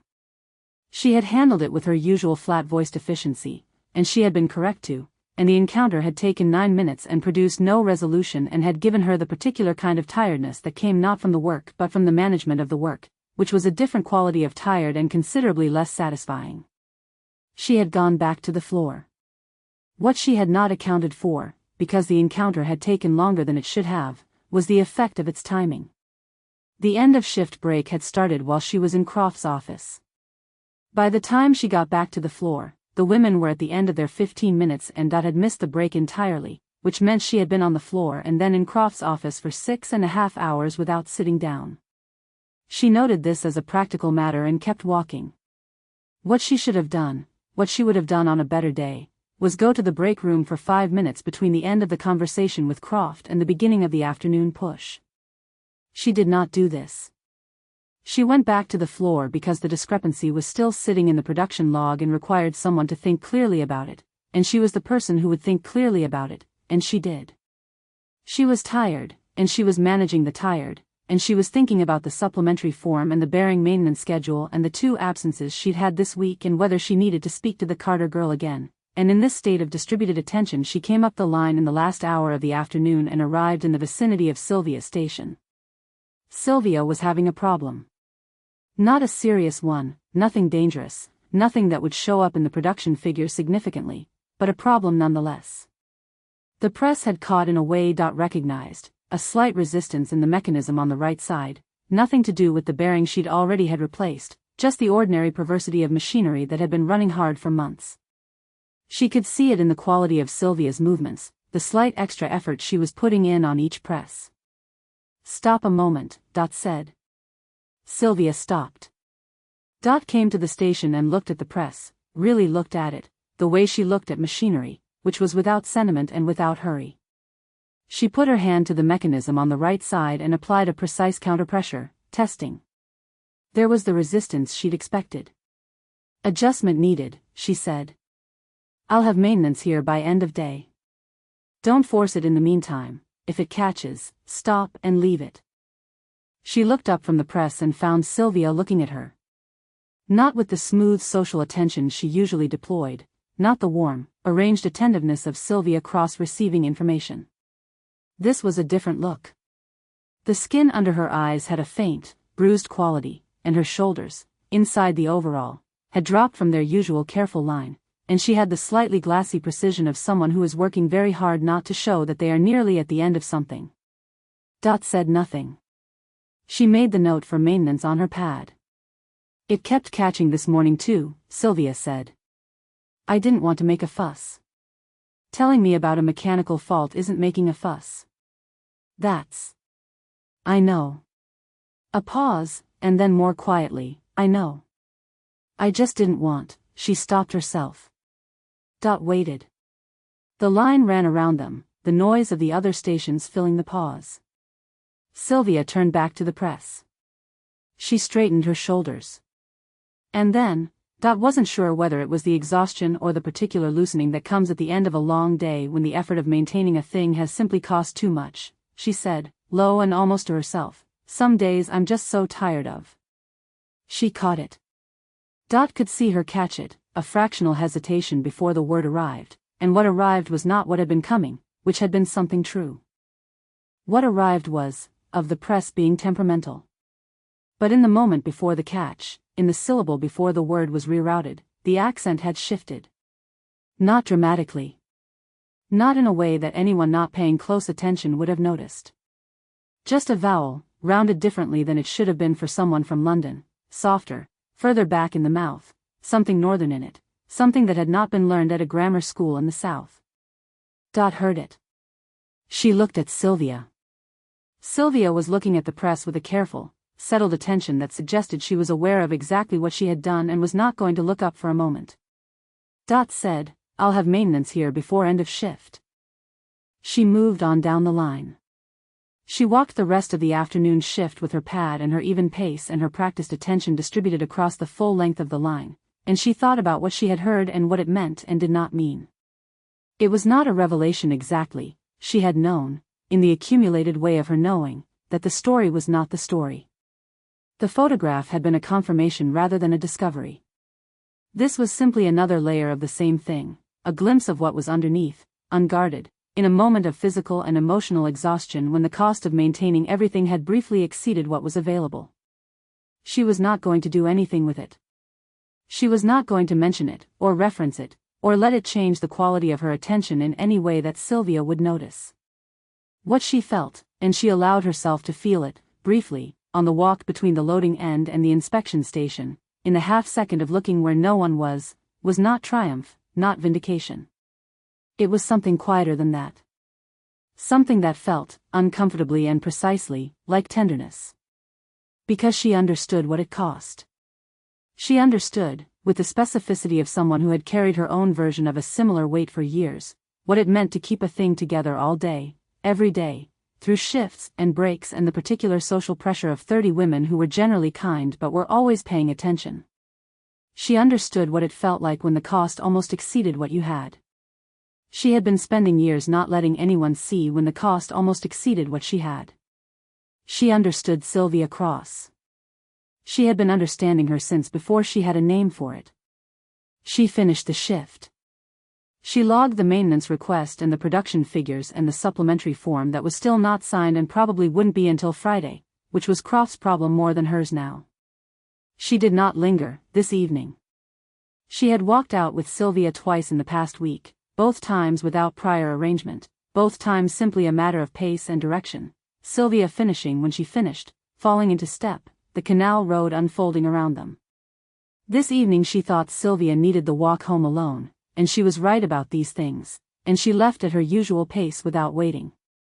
She did not tell Rennie what she had heard. She said nothing to anyone, which was her way, and which, for the first time in a long time, felt not like loneliness but like keeping a confidence. She walked home in the dark. She thought, for the first time with something approaching deliberateness, about the distance that still existed between them and whether she was willing for it to remain.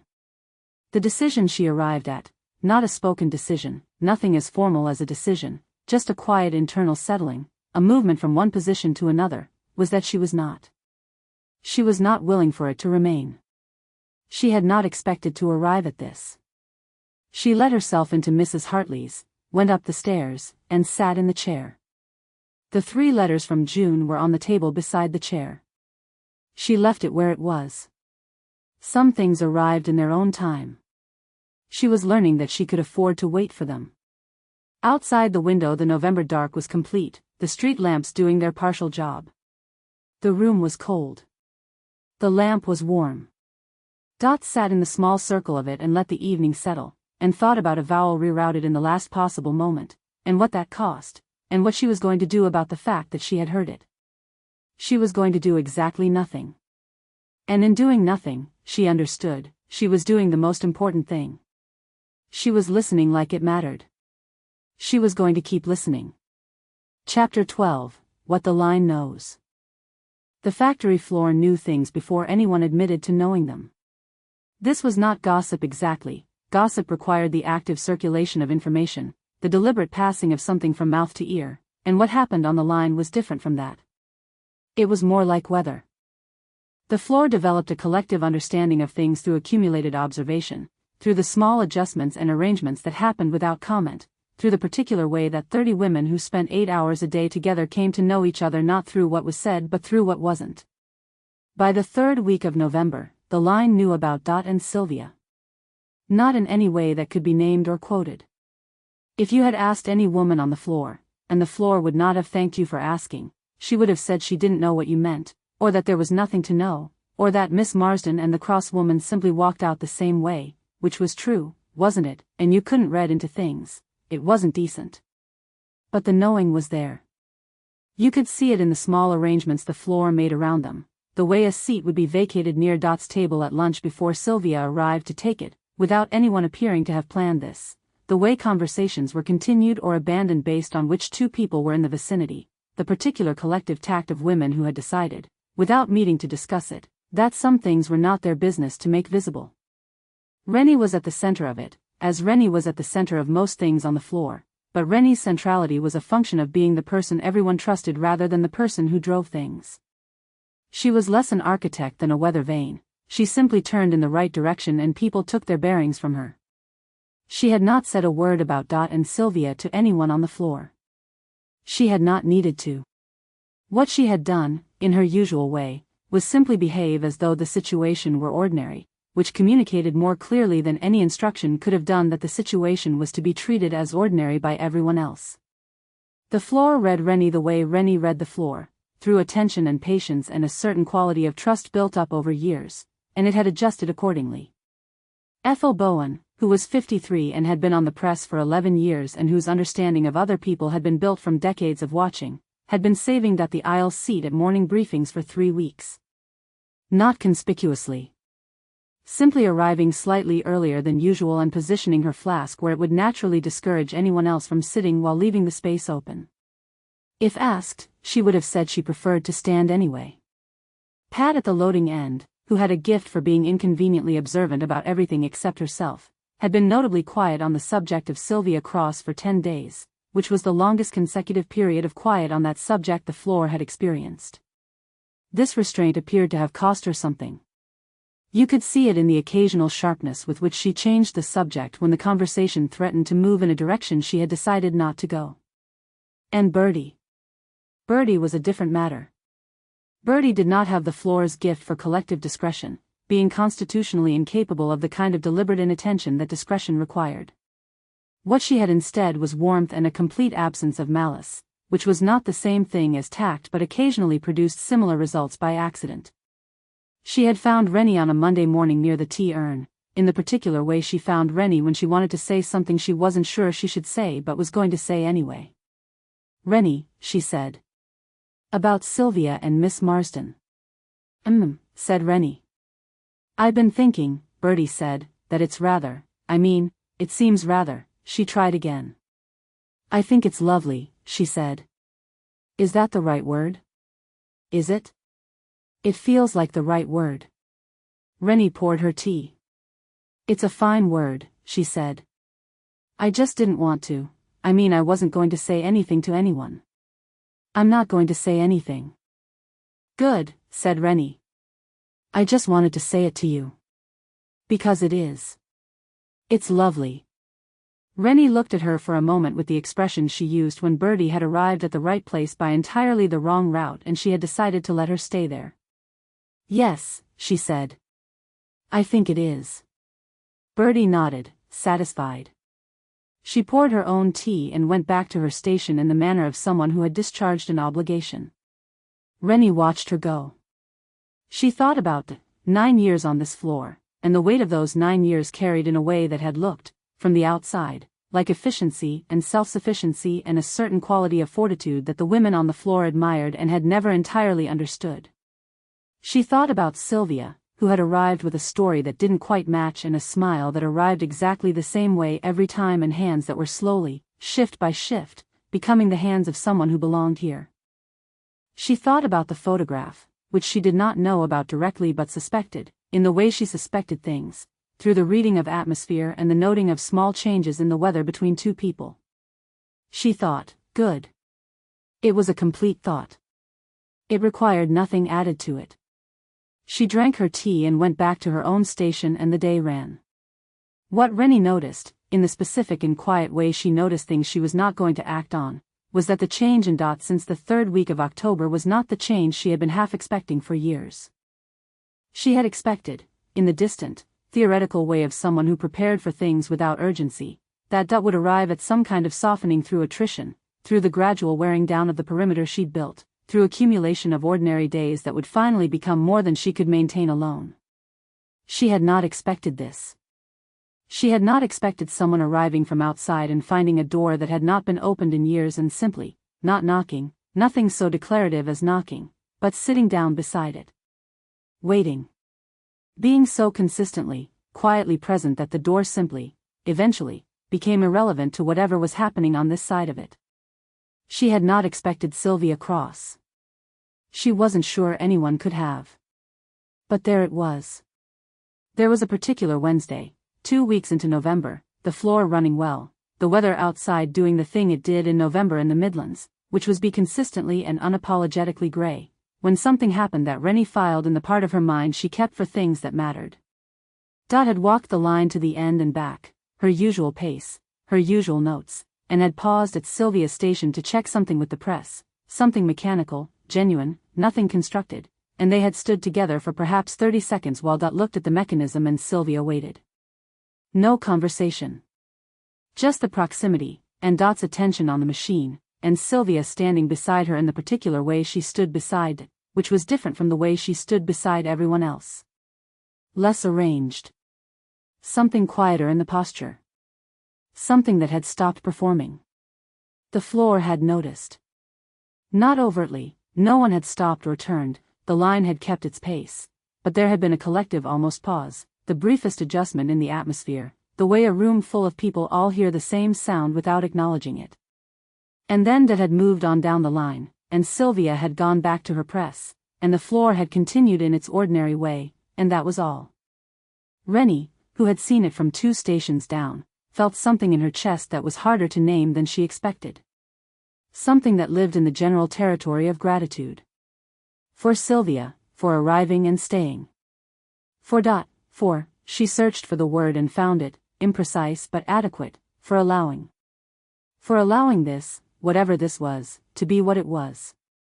She put a sweet in Dot's apron pocket that afternoon, as she passed, without comment. A butterscotch, slightly soft from her own pocket's warmth. Dot didn't mention it. Rennie didn't mention it. That was its own language, and they were both fluent in it. The floor ran. The days moved through November with the workmanlike efficiency of the factory itself, purposeful, unglamorous, measuring itself in quotas and production tallies and the incremental wearing down of hours. The war was still the war. The work was still the work.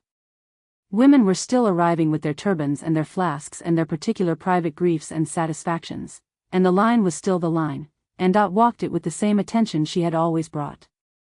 But there was something different in the quality of her attention, Rennie thought. Not in its precision, Dot's precision was structural, it didn't change, but in something that sat alongside the precision. Something slightly more present.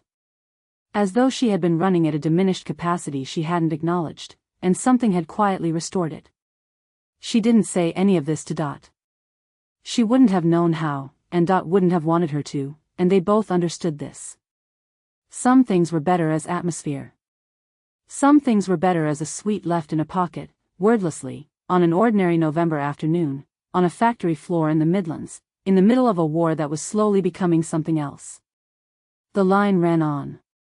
Rennie walked her station, and watched, and said nothing, and understood almost everything, and kept it all where it needed to be kept, in the part of herself that was capable of holding the things that mattered without requiring them to be spoken aloud to be real.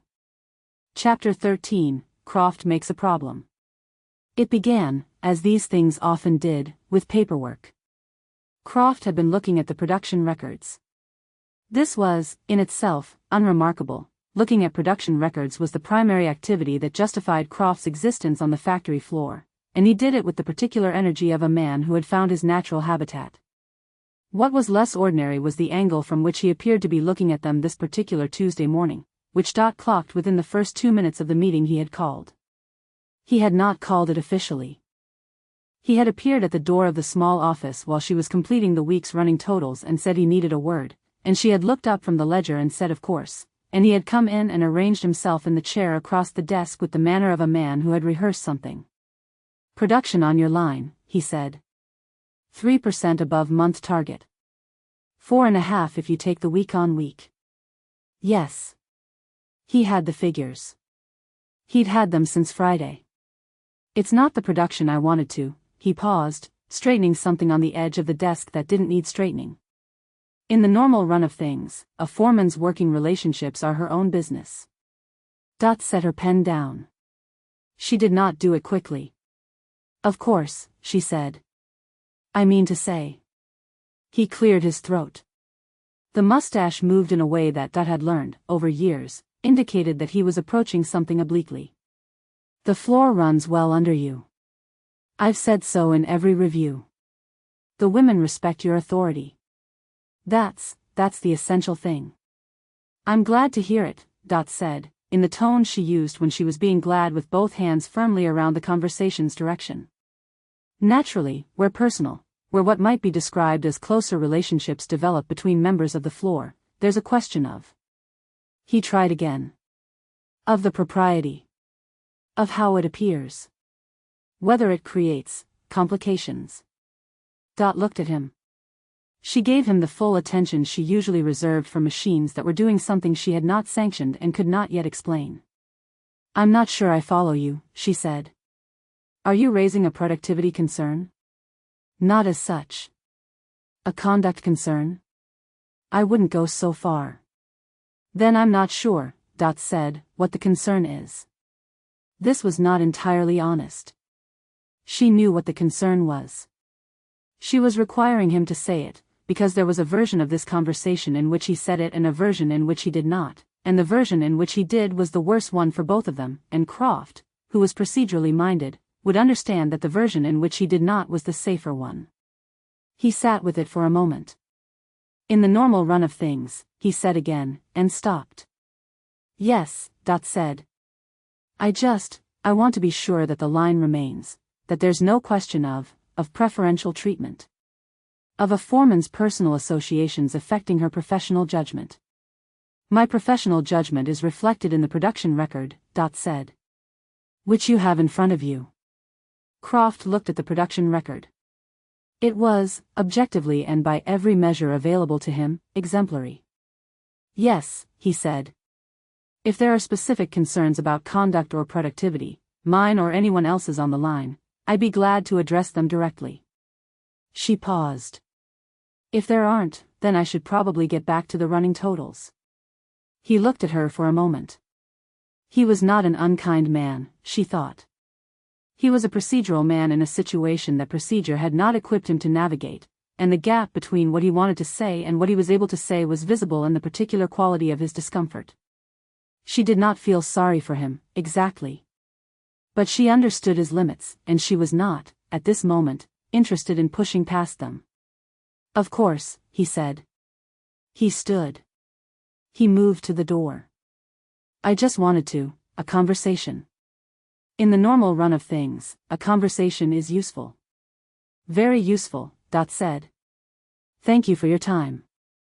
He left. She sat for a moment with the running totals on the desk in front of her and the pen in her hand and the particular quality of stillness she used when she was letting something settle before she decided what to make of it. The thing was, she thought, that he had come as close as he was going to come. He had named it without naming it, had drawn the outline of the shape and stopped short of filling it in, and that was as much as she could have expected, in the normal run of things.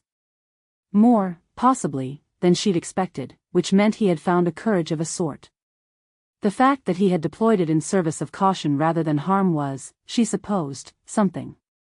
She thought about what she hadn't said, which was, there is nothing to address, because there is nothing to see, because nothing has happened that would give you a foothold in the official language you'd need to proceed further. And if you look carefully at the production records you'll find they're 4.5% above target, which is exactly where I want them, and if you try to make this into anything that goes beyond this room you'll be explaining your concerns to Phyllis Oakes, who will receive them with her usual efficiency and then file them somewhere you'll never find them. She had not said this. She had not needed to. She picked up her pen and went back to the running totals. She did not think about telling Sylvia. The instinct surprised her when it arrived, a brief, clear impulse to do so, to share the shape of it, to bring it into the space between them on the walk home and let Sylvia's particular quality of attention settle around it. She noted the impulse, and what it meant, that she had begun, in some part of herself, to think in terms of what was shared rather than what was managed alone, and then she filed it away. Not everything needed to be shared. Some things were simply the cost of existing as she existed, and the cost was not Sylvia's to carry. Sylvia had her own costs. But the impulse had been there. She held it, briefly, before she let it go. Phyllis came to the floor at the end of the afternoon shift, which was not unusual. What was slightly unusual was the particular direction she walked, not toward the supervisor's corridor, which was her usual route, but across the length of the floor and down the far aisle, which brought her past Dot's end of the line in the last 10 minutes of the shift. She stopped beside Dot. She looked at the line with the expression she used for looking at things that were running as they should, which was simply the absence of the expression she used for things that weren't. Running well, she said. Yes. Week-on-week numbers are strong. She had seen the running totals. Of course she had. Good work. Dot said nothing. She waited. Phyllis looked at the line for another moment. I spoke with Mr. Croft this morning, she said. Did you? He had some thoughts he wanted to share. On the subject of working relationships and their management. A pause. I found them interesting. I'm sure you did. He's a thorough man, Phyllis said, with a precision that was not exactly unkindness but was not warmth either. He likes to have conversations. It's a quality. She glanced at Dot. The conversation has been had. I think it won't be necessary to have it again. She moved on down the floor before Dot could answer, which was typical of Phyllis. She delivered things and departed before they could be discussed, which kept them clean and deniable and ensured that what she'd communicated was understood without being officially acknowledged. Dot watched her go. Then she went back to her end-of-shift notes, and the running totals, and the final check of the line, and she did not think about the conversation with Croft, or the conversation with Phyllis, or what any of it would have looked like from the outside to someone not paying the particular quality of attention she paid. She thought about the production record, which was 4.5% above target. She thought about the walk home, which was the canal road in the dark, and a cold that had deepened this week into something with real intent behind it, and two people who had found, by small increments and without announcement, that the canal road at night was theirs. She thought, it would have to be managed. This pressure from the outside, from Croft and from the world Croft represented, the world that noticed things and did not have Phyllis's quality of deliberate discretion, was not going to disappear simply because the production numbers were strong. It would have to be managed, carefully, with the particular attention she brought to things that mattered and required protection.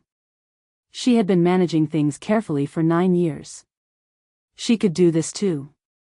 The hooter sounded. The line stopped. The women moved toward their coats and the end of the day.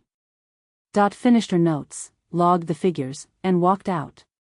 Sylvia was at the factory gates, not obviously waiting. She was talking to Birdie, who was gesturing at something across the street with her usual explanatory energy, but her attention shifted when Dot appeared, a fractional, barely visible adjustment, the specific attentiveness of someone registering the arrival of the person they had been, without quite acknowledging it, registering the absence of. Birdie waved at both of them and disappeared in the direction of her own street. Dot and Sylvia turned onto the canal road. The cold was sharp now, the sky above them offering no particular comfort, a darkness that had settled in over the Midlands with its usual undemonstrative permanence. Dot turned her collar up. Beside her, Sylvia tucked her hands deeper into her coat pockets. They walked in the silence that had become theirs over several weeks of this, a silence that had a texture now, that had accrued meaning through repetition, that was different from the silences they maintained in other contexts, in other company. This one required nothing from either of them except to be what it was. After a while, Sylvia said, Croft had you in this morning. It was not a question. The floor knew what it knew. A conversation, Dot said. Nothing procedural. Sylvia was quiet for a moment. Should I be concerned? No. Another moment. Dot. It was the first time she had used her name without the formal address, and they were both aware of it, and neither of them drew attention to the fact. Should I be concerned? Dot looked at the canal, dark and ordinary beside them, and thought about what was true and what was useful and whether they were the same thing. It's managed, she said. Phyllis manages these things. It won't go further. She paused. But it exists. The attention. It exists. You should know it exists. Sylvia absorbed this. She walked in the same steady pace, her profile calm in the dark, and Dot watched the quality of the calm and thought, she has been managing things like this, more serious things than this, for longer than I have. I know it exists, Sylvia said. I've always known it exists. A pause. I'm not, she stopped. Started again, differently. I know how to manage it. I've had practice. Yes, Dot said. I know you have. The canal road curved ahead of them, and they walked it, and the dark held them, and the cold was what the cold was, and neither of them said anything else for the rest of the walk. At the corner of Dot Street, Sylvia stopped with her. They stood in the way they had begun to stand at this corner, neither of them making a move toward their own streets, the natural end of the walk suspended for a moment longer than it needed to be. Good night, Sylvia said. Good night. She walked toward Mrs. Hartley's. She did not look back. But she was aware, in the particular way she was aware of where Sylvia was on the factory floor without looking, that peripheral attention she'd stopped pretending wasn't there, that Sylvia stood at the corner for a moment longer before she turned and went. She let herself in. Went upstairs. Sat in the chair. The 3 letters from June were on the table.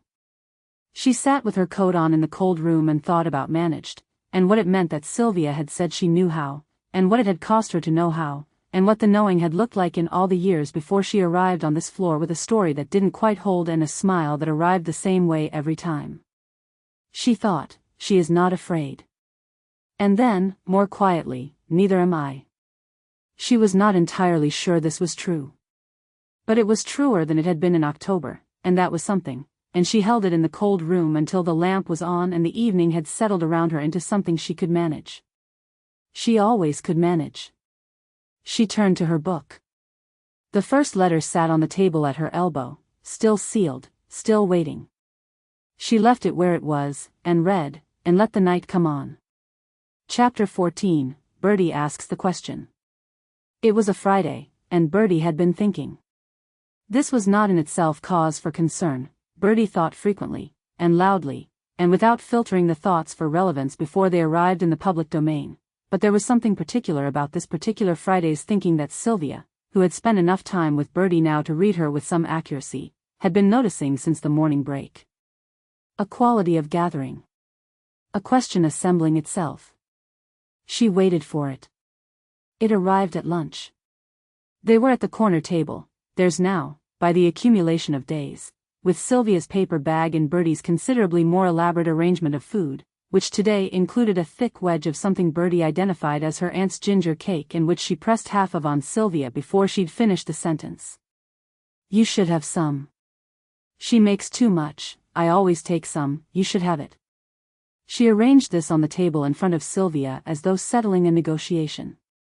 Then she ate her sandwich in 3 efficient bites and looked at Sylvia with the expression of someone approaching a subject they have circled for several days. Can I ask you something? You always ask me things, Sylvia said. Yes, but this is I want to ask you something properly. Not just talking. Actually asking. All right, Sylvia said.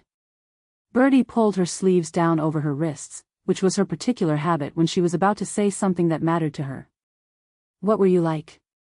Before. Before here, before London, before all of it. What were you like when you were, before you had to be anything in particular? Sylvia looked at her.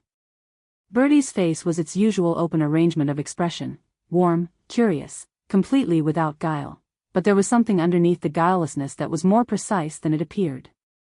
Birdie was, as Sylvia had discovered over the weeks of their lunches and their conversations and the easy warmth of their proximity on the factory floor, sharper than she let most people see. She saw things. She simply saw them from a different angle than most, and reported them without the editing that the other women had learned to apply. That's a particular question, Sylvia said. Is it too particular? No, she thought about it. I'm just working out how to answer it. Birdie waited.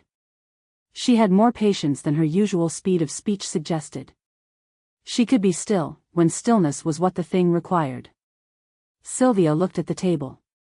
She picked up a piece of the ginger cake and ate it and thought about what was true and what she could say and whether they were the same thing. I was noisier, she said. When I was young. Before London. Noisier how? I took up more space. I had opinions. Argued about things. Not in a way people always found comfortable. She paused. I was at school with girls who knew exactly who they were supposed to be and were very busy becoming it. I was less certain about that. It caused problems. What sort of problems? The usual sort. She said it lightly. The sort that come from being someone people can't quite place. Birdie considered this. Were you happy? Then? The question landed differently than Sylvia had expected. She looked at Birdie. Yes, she said, after a moment. Partly. There were parts of it that were, yes.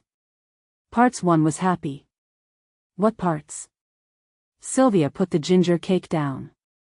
She thought about a summer that had existed before London, before the performance had become as automatic as breathing. She thought about the specific texture of happiness from that time, which had not been simple but had been real, had been so specifically and concretely real that the memory of it was still capable of arriving in her chest like something physical. I had a friend, she said carefully. Before London. A very particular friend. She stopped. She started again at a different angle. There was a period when I was most myself. When I didn't have to think about how I was presenting myself or what I was saying and what it meant and whether it was safe. It was a short period. But it was. She picked up the ginger cake again and held it. It was the best time. The best I've been. Birdie was looking at her with an attention that was not the inquisitive attention of someone gathering information. It was something quieter. Something that was receiving rather than collecting. Where was this? She asked. A long way from London, Sylvia said. What happened to the friend? A pause. The war, Sylvia said. The war happened to a great many things. Birdie was quiet for a moment. She looked at the table, and then she looked up. I'm glad you came here, she said. I know it's probably a small thing to say. But I am. I'm glad you came. Sylvia looked at her. Something in her chest did a thing she had not expected, a tightening, or a loosening, she couldn't tell which, some movement of a thing that had been very still for a long time. Thank you, Birdie, she said. Birdie nodded, as though this were settled. She finished her tea. The ginger cake, she said, reverting to her usual pace. Eat the rest of it. My aunt makes it every fortnight without fail. She has far too much time and I am the main beneficiary, which I know is selfish to be grateful for, but there it is. Sylvia ate the rest of the ginger cake. The break room noise continued around them, and the hooter would call them back in 7 minutes, and the afternoon shift was the afternoon shift. Everything was exactly as it had been before the conversation. Nothing was exactly as it had been before the conversation. She carried it through the afternoon. That was the thing about what Birdie did, not intentionally, not strategically, just through the particular quality of her attention, which was uncomplicated in a way that made everything around it simpler than it usually was. She had asked the question without its being a demand. She had received the answer without it being an interrogation. And what Sylvia had said, which was more than she had said to anyone in years, though less than the whole truth, though shaped carefully around the parts of the truth she did not yet know how to give, sat in her differently now than it would have sat yesterday. She had said, there was a period when I was most myself. She had not said, her name was Clara and she had brown eyes and she laughed at things I found funny and she is not here anymore and she is the reason I became Sylvia Cross and the reason Sylvia Cross has been, for years, both necessary and completely insufficient. She had not said this. But she had said a friend. She had said the best I've been. She had said the war happened to a great many things, and Birdie had heard it and had not pressed and had been glad, simply and clearly, that Sylvia was here. It was a small thing. It had been a long time since a small thing had been enough. She walked her station in the afternoon and thought about the distance between who she was performing and who she was, which had been, since October, since the photograph and the thing that had followed it, shrinking. Not gone. But smaller than it had been. Small enough, on certain evenings on the canal road, to be almost negligible. She thought about Dot, who was at the other end of the line, walking it in her usual way, and the particular quality of Dot's attention which was so steady and so specific that being inside it felt, increasingly, like being inside something that was holding you rather than watching you. She thought about the difference between those two things, which she had not understood before October, or had understood only as an abstraction. She understood it now, in the specific way you understood things that you had finally experienced rather than theorized. At the end of the shift, pulling on her coat, she found Birdie beside her. "Syl," Birdie said. She had been calling her Syl for a month and Sylvia had long ago given up the mild objection she had initially registered. Your friend. The one before London." Birdie was winding her scarf around her neck with her characteristic disregard for whether it lay flat. "I hope she knew," she said. "That you were glad of her. I hope she knew that, while she could know it." Sylvia looked at her. "She did," she said. "I think she did." Birdie nodded, satisfied, in the manner of someone who had discharged a second obligation she'd been carrying. Then she disappeared toward the gates in her usual quick way, calling something over her shoulder to Ethel about sandwiches. Sylvia stood for a moment in the clearing factory floor. She thought about what Birdie had said, and whether it was true, and whether it mattered now in any direction that was useful. She thought that the question of whether Clara had known was one of the things she had been carrying that had no answer available to it, and that Birdie, who was 20 and guileless and entirely herself, had asked it in the particular way that meant, "I am not asking for you to answer it. I am asking for you to have been asked." She thought about the shape of a thing you couldn't resolve, held for long enough that you had forgotten the weight of it, and what it felt like when someone acknowledged the weight without trying to take it. It felt, she thought, like being known. She put on her coat. She went out through the factory gates into the November dark, and found the canal road, and Dot's pace beside her, and the walk that had become theirs by repetition and which was, tonight, what she needed it to be. She said nothing about Birdie, or the question, or Clara. Not yet. Dot said nothing either. They walked in the dark, two women in coats, their breath making small clouds in the cold air, the canal beside them patient and indifferent, and the question Birdie had asked moved through Sylvia quietly, and settled, and became something she carried differently than she had carried it before. Chapter 15, Something Stupid He Always Said. It was a Saturday morning, and the man on the opposite platform was wearing a blue scarf. Dot had come out early, before the factory shift, to collect a parcel from the post office that June had sent. "Winter gloves," she had written in the enclosed note, "the ones you had last year were thin. I could see it in the photograph June's friend took at Easter. Your hands looked cold."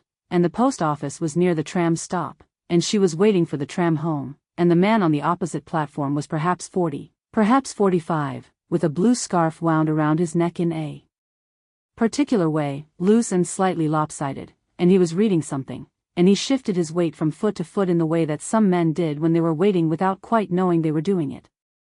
She noticed the scarf before she noticed the movement.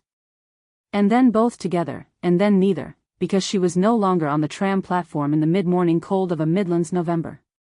She was in the kitchen of the house in Lozells, 12 years ago, watching a boy of 15 pull a blue scarf from the peg by the door and wind it around his neck in exactly that way, loose, slightly wrong, and being unable to resist. "It's not straight," and Tommy turning to look at her with the particular expression he'd worn when she was being the kind of helpful that was actually its opposite, and saying, "It's a scarf, Dot.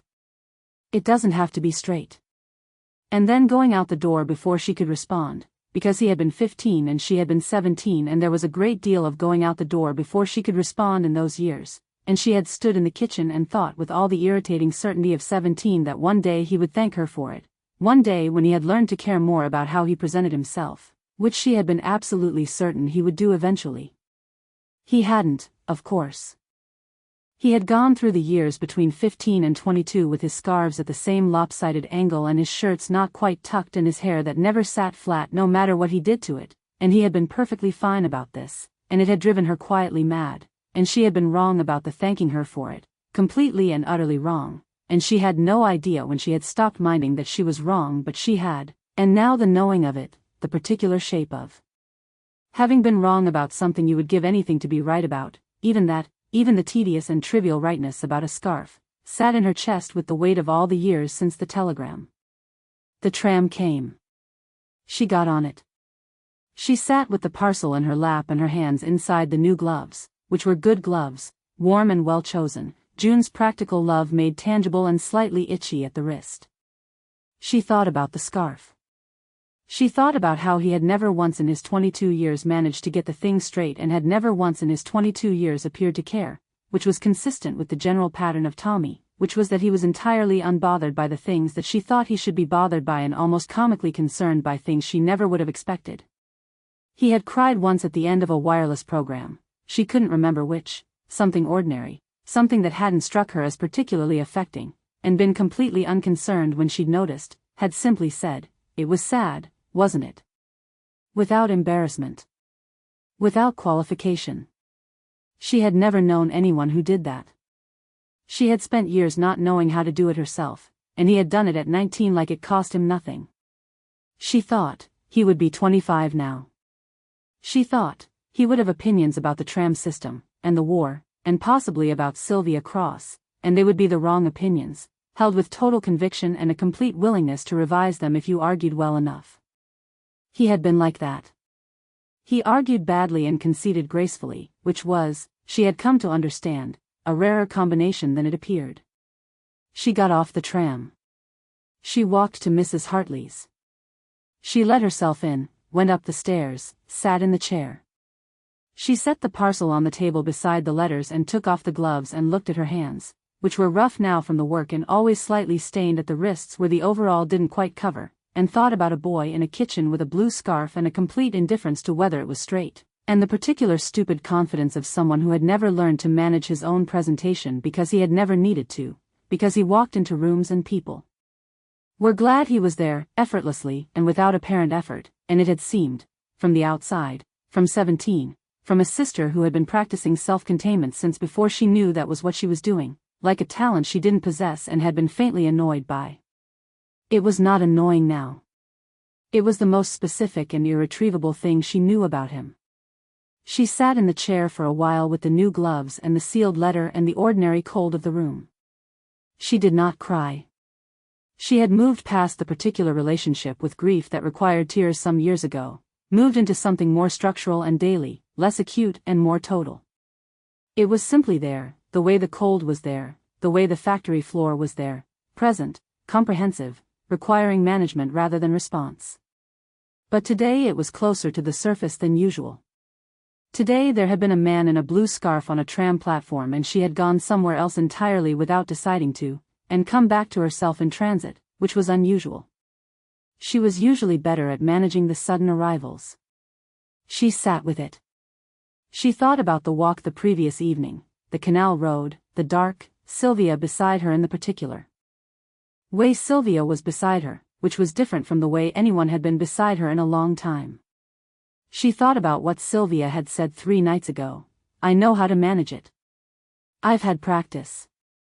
And the way she had said it, which had not been performance, had been something underneath the performance, something that existed in the part of Sylvia that was not Sylvia Cross, that was the woman in the photograph with her hair loose and her face unassembled.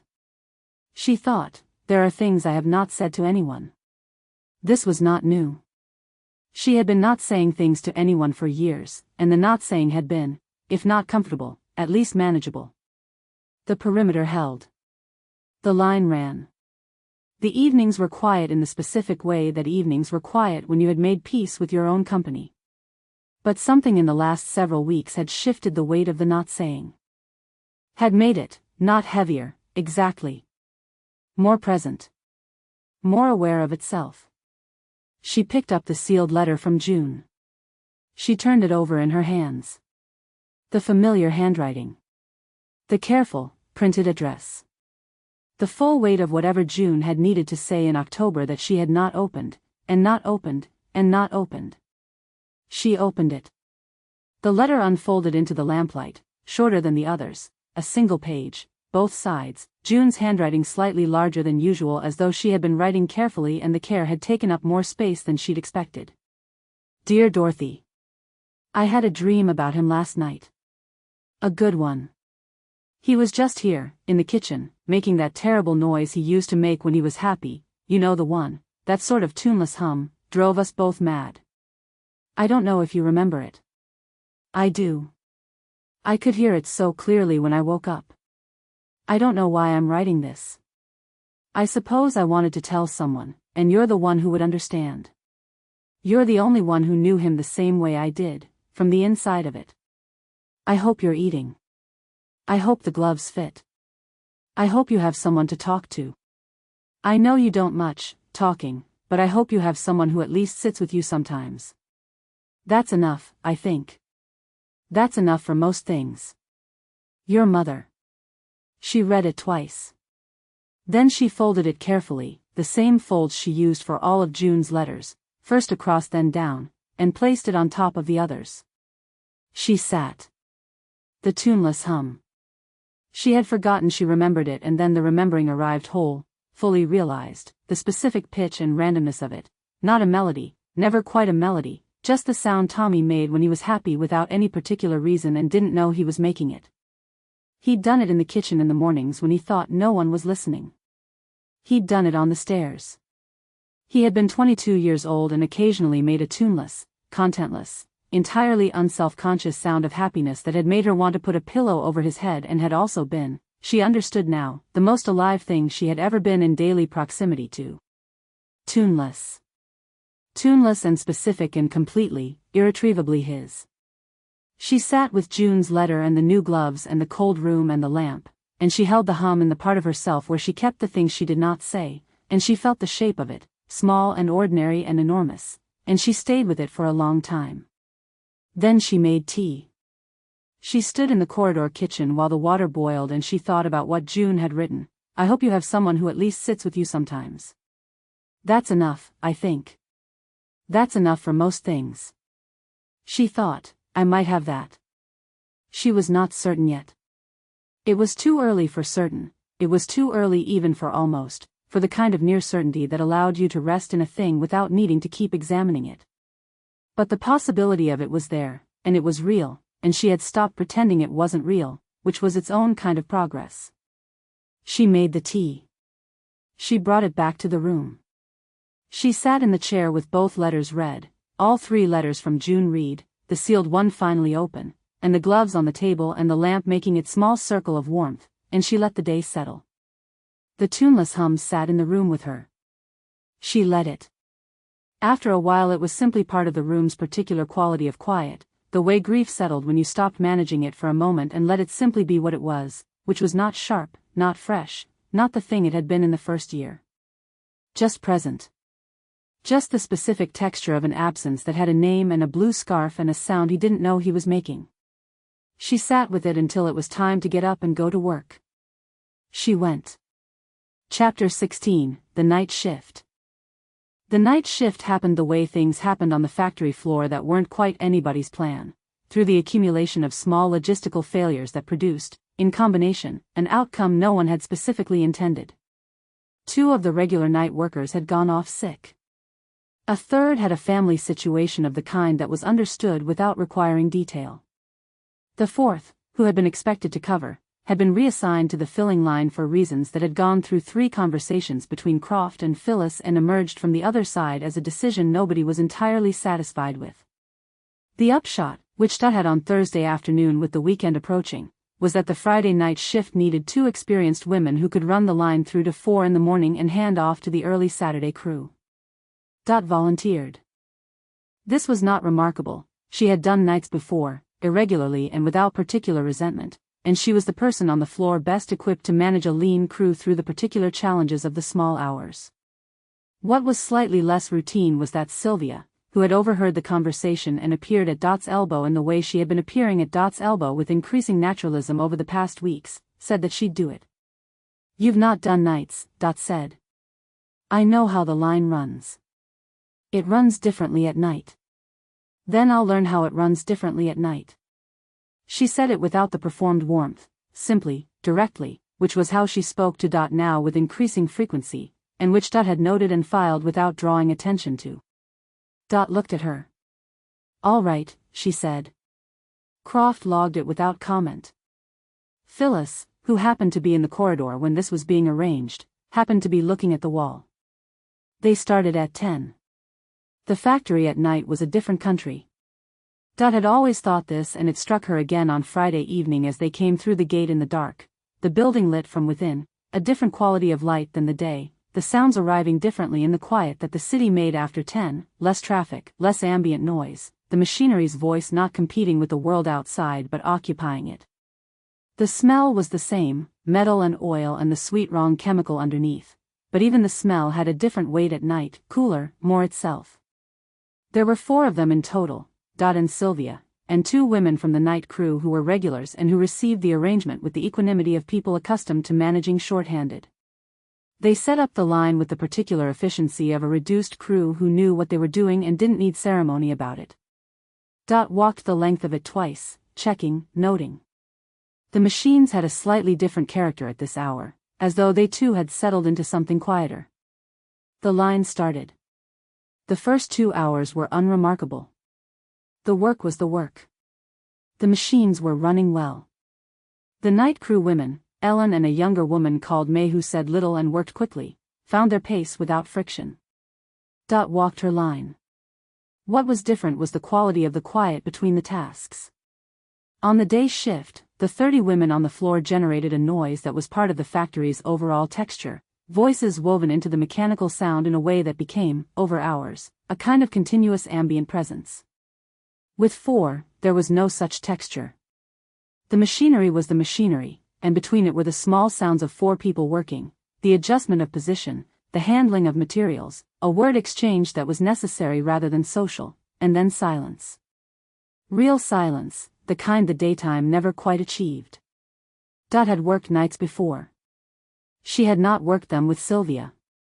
At 1 in the morning, the line hit a natural pause, a reload of materials at the loading end, a 10-minute gap in the press cycle that was built into the night shift schedule. Ellen and May went to the small room at the back of the floor where a kettle had been left. Dot stayed at the loading end, finishing her notes. Sylvia stayed too. She didn't need to. She could have gone for tea. She stayed. They stood in the particular quiet of the factory floor at 1 in the morning, the press standing still for the first time in 3 hours, the machinery breathing rather than working, and outside, beyond the high windows, the darkness of a Midlands night, complete and without qualification. It's different, Sylvia said. Yes. The machines sound different. Lower. Less, she considered the word. Less insistent. There's nothing for them to compete with. Sylvia looked up at the windows. The glass was dark, showing nothing. I used to be afraid of night shifts. At the clerical place. Working late, the building emptying, that particular quality of a building when it doesn't have people in it. A pause. I'm not afraid of this. No, Dot said. It's different when the machines are still running. The building's still inhabited. Not just that. She looked at the floor, the press, the particular geography of the place that had become, over 10 weeks, as familiar to her as anywhere she had been. I feel more myself here. At this hour. I don't know why that is. Dot thought about it. No performance to maintain, she said. A silence. Is that what you think it is? I think it's what it is for me, Dot said. At this hour, on this floor. The day is the day, there's always someone watching, always a version you're required to be. At night it's simpler. Sylvia looked at her. The low light of the factory at night did something to the quality of expression, made it harder to arrange, softer at the edges. She looked the way she looked on the walk home in the dark, more open, less careful. You watch people, she said. All day.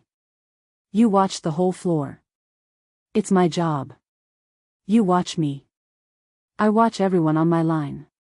You watch me differently, Sylvia said, with the quiet directness she had been using more frequently in the last weeks, the one that had no performance in it, that simply said what it said. I noticed it before I understood what it was. I thought at first it was suspicion. I thought you were cataloging the inconsistencies. I was, Dot said. And then? Dot was quiet for a moment. And then it wasn't only that. Sylvia looked at the press. She reached out and touched the housing, just briefly, the back of her hand against the metal, which was still warm from the work. I couldn't perform at you, she said. I could at everyone else. Everyone on the floor, all the stories, the smile, everything. You I couldn't manage. I didn't know what to do with that. You looked at me and I couldn't. She stopped. It was the most frightening thing. And also. She paused. The most restful. Dot said nothing. The factory was quiet around them. The most restful thing, Sylvia said again. To not be able to manage it. To have someone see through it and not say anything and just keep looking. Like they were waiting for what was underneath. She took her hand off the press housing. I'd never had that before. I thought I didn't want it. And now? She looked at Dot. You know what I think now, she said. Dot held the look for a moment, the direct, unmanaged look that Sylvia had been giving her with increasing frequency, the one that had nothing between them and no performance to dilute it. Yes, she said. I think I do. The kettle sounds came from the back room. Ellen's voice, something about the tea. May's brief response. The moment shifted, not badly, just into something with slightly more people in it. Tell me something, Sylvia said, more quietly. Something you don't usually say. We have, she looked at the small clock mounted above the loading bay. An hour and a half before the reload starts again. Dot considered this. What sort of something? Anything. Something about before. Something about being here, why you stayed. Something about, she paused. Something that isn't the foreman answering a question about the line. Dot looked at the floor. She thought about what she had that could be offered, what existed, in her interior, that was not the line and not the management of the line and not the practical and professional version of herself she had been inhabiting so thoroughly for 9 years that it had become almost indistinguishable from the actual one. My mother sent me winter gloves this week, she said. Sylvia waited. She always has. Every October, a parcel, gloves, or a muffler or wool stockings. She has done it since I came here at 19, she has never once missed an October. She looked at her hands, which were bare now, stained at the wrists. The ones last year did the same job. I didn't need new ones. I never quite tell her that. She needs to send them. Because she can't be here. Because she can't be here, Dot agreed. She doesn't travel well. She doesn't like to leave the house, not since, she stopped. Not for some years. So she sends things. Practical things that she's chosen carefully, and notes about what I should be eating and whether my coat is warm enough. She paused. It's love, I know that. She is not a difficult woman. She just speaks a language I don't always know how to speak back in. What language do you speak? Sylvia asked. Dot thought about this for longer than she usually thought about things. The factory was quiet around them. This one, she said eventually. This. The line, the work, the doing of things that need doing. Action rather than, she searched for it. Rather than declaration. I've never known how to declare things. I know how to do them. The good seat, Sylvia said. Yes. A small pause. I noticed, Sylvia said.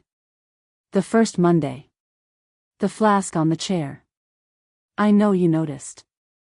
I didn't know what it meant at first. I didn't either, Dot said. Not entirely. I knew what I was doing. I wasn't sure yet what it meant. And now? Dot looked at her. And now I'm reasonably sure.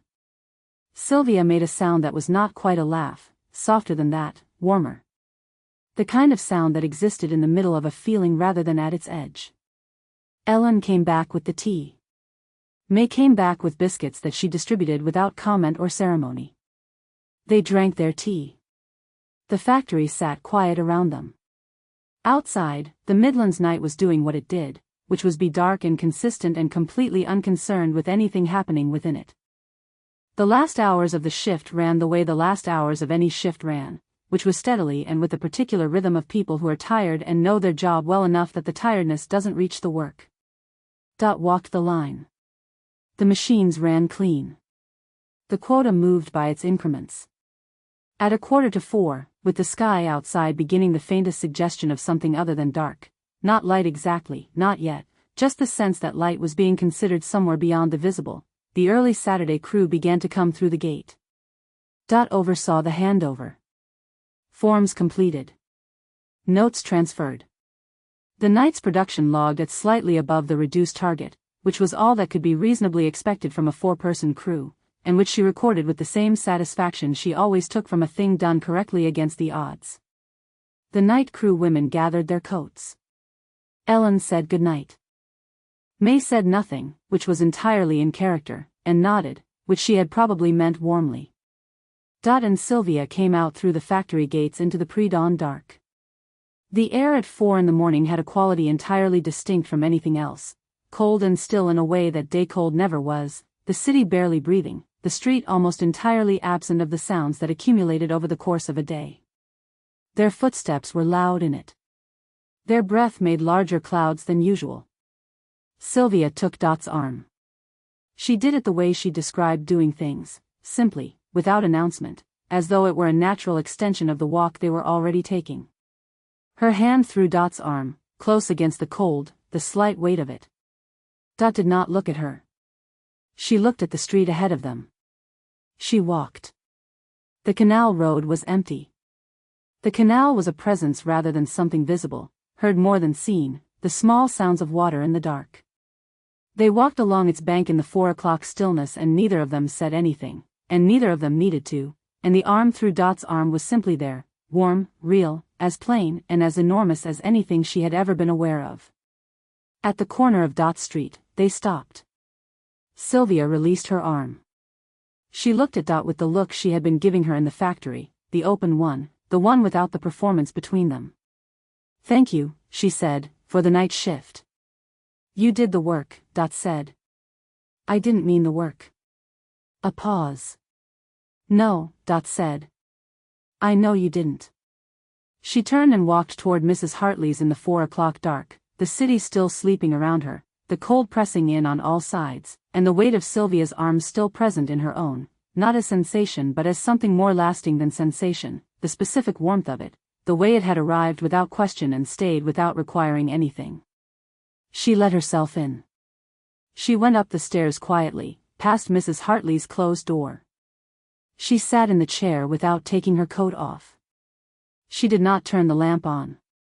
She sat in the dark, in the particular quality of stillness that 4 in the morning produced in a room, and she let what had happened settle into her at its own pace. "The line runs differently at night," she had said. She understood, sitting in the dark with her coat on, that the same was true of other things. Chapter 17, Margot. It was a Sunday evening in the first week of December, and it had been raining since morning. The rain had the particular quality of December rain in the Midlands, not dramatic, not the rain of storms, but steady and patient and thorough, the kind that got into everything eventually and made no apology for it. The streets outside Mrs. Hartley's were dark with it. The window glass had been running all day. Dot had been in her room since the afternoon. She had read some pages of her book without taking them in and had made 2 cups of tea and had looked at the rain for a considerable amount of time and had thought, without deciding to think, about the night shift and the canal road and the weight of Sylvia's arm through hers in the 4 o'clock dark, which had been 10 days ago and had not been mentioned by either of them, which was right, which was how these things worked between them, accumulation rather than declaration. She was not expecting the knock. It came at 7:30, a single knock, not tentative but not demanding either, the knock of someone who had made a decision about being here and was not second-guessing it. She went to the door. Sylvia was in her coat, which was dark with the rain at the shoulders. She had not put her umbrella up, or she had put it up too late, or the rain had found its way around it. Her hair, which was always neat, was not.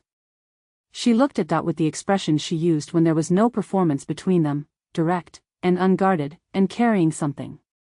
"I know it's," she started. "Come in," Dot said. She came in. Dot's room was small and cold as always, the lamp on, the 2 chairs and the table and the 3 letters from June visible on the table's surface.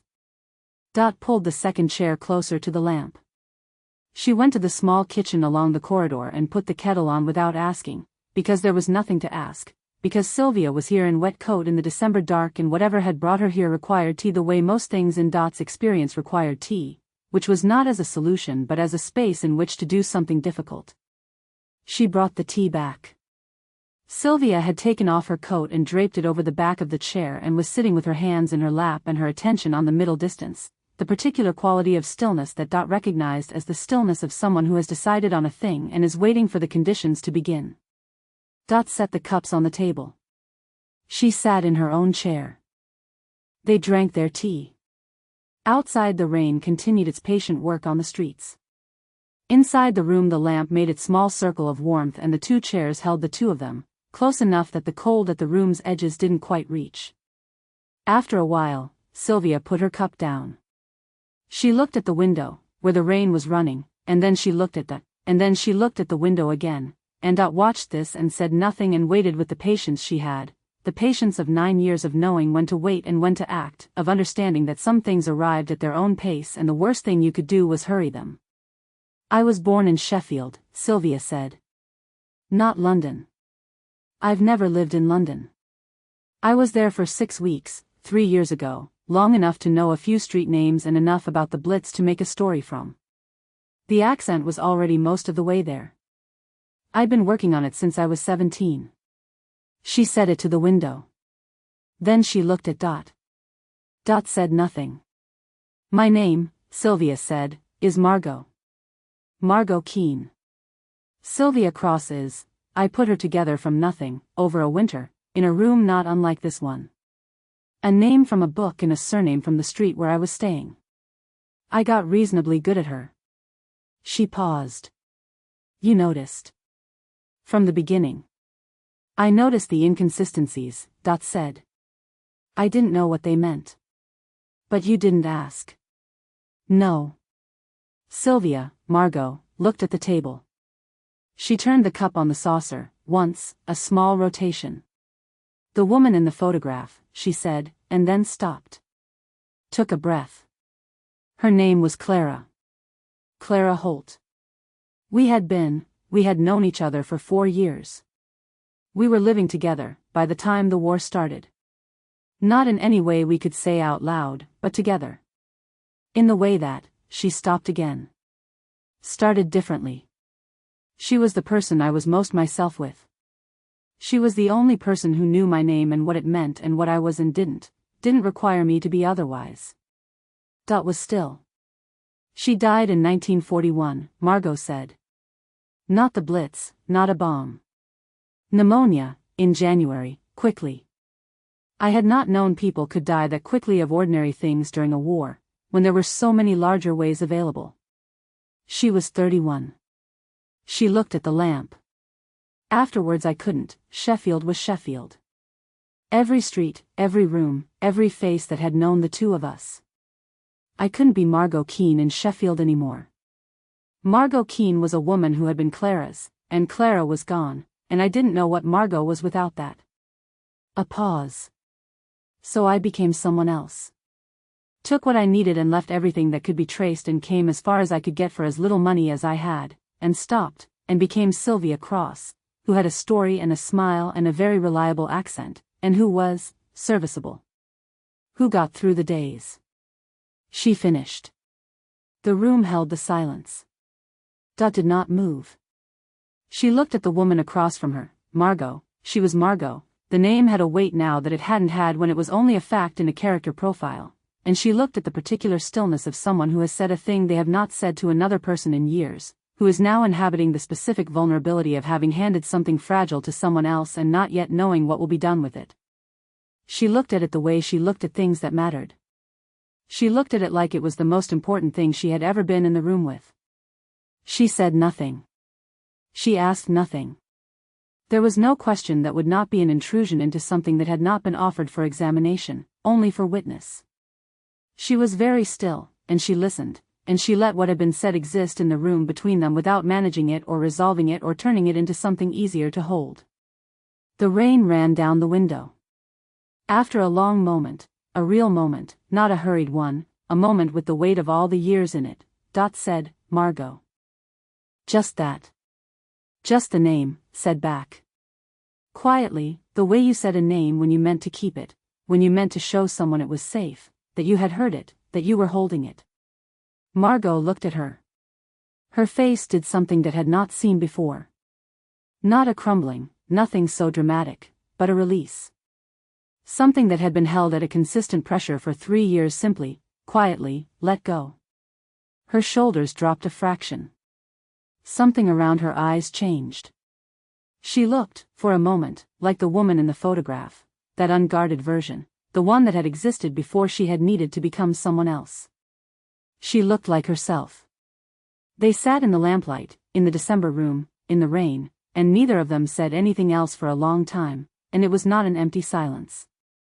It was full of all the things that did not need to be said because they had been understood, because the name had been said and received, because something that had been carried alone for 3 years had been, for the first time, shared. Dot refilled the cups without being asked. Margot wrapped her hands around hers and looked at the lamp. "I don't know," she said finally, quietly, "what I'm supposed to do now." "Nothing," Dot said. "There's nothing you're supposed to do. I mean with all of it. With who I am here.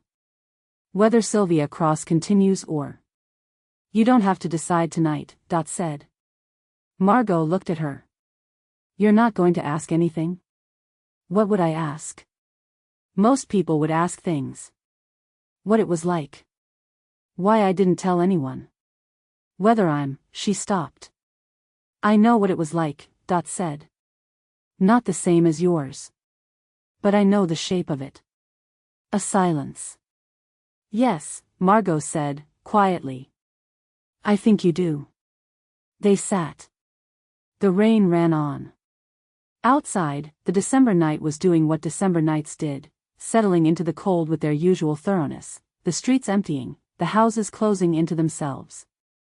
Inside the room the lamp burned and the 2 cups were warm and the silence between them had become, without either of them deciding it, the silence of 2 people who were no longer alone in the particular way they had each been alone. Margot stayed until gone 10. She put her coat back on, still damp at the shoulders, and stood at the door for a moment. "Thank you," she said. "You don't have to thank me. I know." She looked at Dot with the direct look she had been perfecting over the weeks of the canal road and the factory floor and the lunch table, the look that had nothing between them. "I'm thanking you anyway." She went. Dot closed the door and stood in the room with the 2 cups on the table and the lamp and the rain at the window and the name in her chest, held carefully, the way you held things that had been given to you in trust. Margot. She sat in the chair for a long time. She did not read. She did not turn off the lamp. She sat in the small warm circle of it and let the evening be what it was, which was different from all the evenings before it, which was the first evening in 3 years, for her. Not only for the woman who had just left the room, that had not been entirely, only, her own. She thought, there are things I have not said. There were. There were things she had not said to Rennie, or to June, or to anyone on the floor or off it. There was a name she had not said aloud since the week of the telegram, and it lived in her the way Margot had said Clara's name lived in her, as the shape of something she was being careful with, rationing, holding back from the air for fear of what happened when you used it up.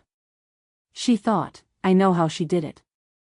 And then, more quietly, she knows how I did it too. That was the thing, sitting in the room after Margot had gone. That was what was different from everything before. She had been understood, not in the general, approximate way that Rennie understood her, with love and without full access. In the specific way. In the way that required no explanation, that recognized the weight without requiring it to be described, that said, I know, I have carried something like this, I know what it looks like from the inside. She had not been understood like that before. She turned off the lamp eventually. She went to bed. She lay in the dark with the rain outside and the name in her chest and thought about what it meant to be known by someone who had also needed to be known, who had also been alone in the specific way that went beyond the usual aloneness of solitary rooms and quiet streets. She slept. She did not dream. Or if she did not remember it in the morning. What she remembered in the morning was the name said back to her, quietly, in the lamplight, just the name, standing alone, like a small, solid, unambiguous thing. She got up. She made tea. She went to work. She walked the line with her usual attention, her usual pace, her usual practice distance from anything that required more than the factory floor could give. But something in the interior of her had shifted in the way that Phyllis's conversation had shifted something back in November, not visibly, not dramatically, simply a structural change, something that had been pressing against a wall from the outside quietly, without ceremony, removed. She walked the line. She checked the machines.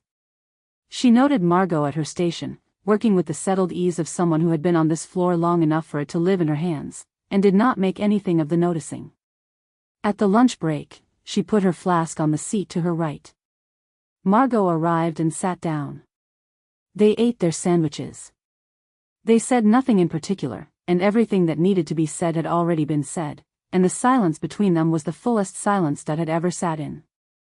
That was enough. That was exactly enough. Chapter 18, The Weight of a Name. Margot did not sleep. She had gone back to Darley Street in the rain, let herself in past Mrs. Peake's closed kitchen door, it was past 10, too late for the usual interrogation, and gone up the stairs to the room that had been hers for 10 weeks and sat on the edge of the bed with her coat still on. She had told someone. This was the fact that kept arriving, each time with a slightly different texture, as though she were handling a thing she had owned for years and discovering for the first time that it had this side and this corner she had not noticed before. She had told someone the full shape of it, not the careful partial version she had given Birdie, nothing so protected as that, but the actual thing, the name, the city, the years, and Clara. Clara's name, spoken into a room where another person was present to receive it. Clara, who had been 31 years old and dead of pneumonia in January 1941 and who had been, until this evening, the most private fact in Margot's life. The one she had carried below everything else, below Sylvia Cross and London and all the careful geography of the invented self. She sat on the edge of the bed. She thought about what Dot had done. What Dot had not done, which was almost the same thing, which was the more important part of it. Dot had not asked. Had not said she was sorry. Had not reached out, some instinct in her had flinched slightly in expectation of the reaching out, some protective mechanism that had stood ready for the well-intentioned intrusion, the hand on the arm, the murmur of sympathy that would have made her feel that what she had said was a weight being transferred rather than a thing being shared. None of that. Dot had sat in the chair and looked at her and listened with her whole attention and said nothing except the name. Just the name. Margot. Said in the particular way that Dot said things, flat vowels, no performance, no ceremony, but with a quality underneath it that was different from the factory floor's flatness. A quality that said, I have heard this. I am keeping it. It is safe here. She had not expected to feel what she felt when she heard it. She had not prepared for the specific sensation of her own name said back to her by someone who knew what the name meant and what it cost to use it and was using it anyway, carefully, like something that mattered. She had not cried. She had felt the thing move through her, the long-held, load-bearing thing, and it had not made her cry, exactly.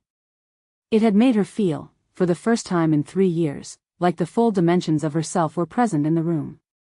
Like she was not Sylvia Cross having a conversation, not a performance being carried out in the direction of connection. Like she was Margot Keane sitting in a lamplit room with her cold hands around a warm cup, and the person across from her knew this and had chosen to stay in the room anyway. She sat on the edge of the bed until her feet went cold.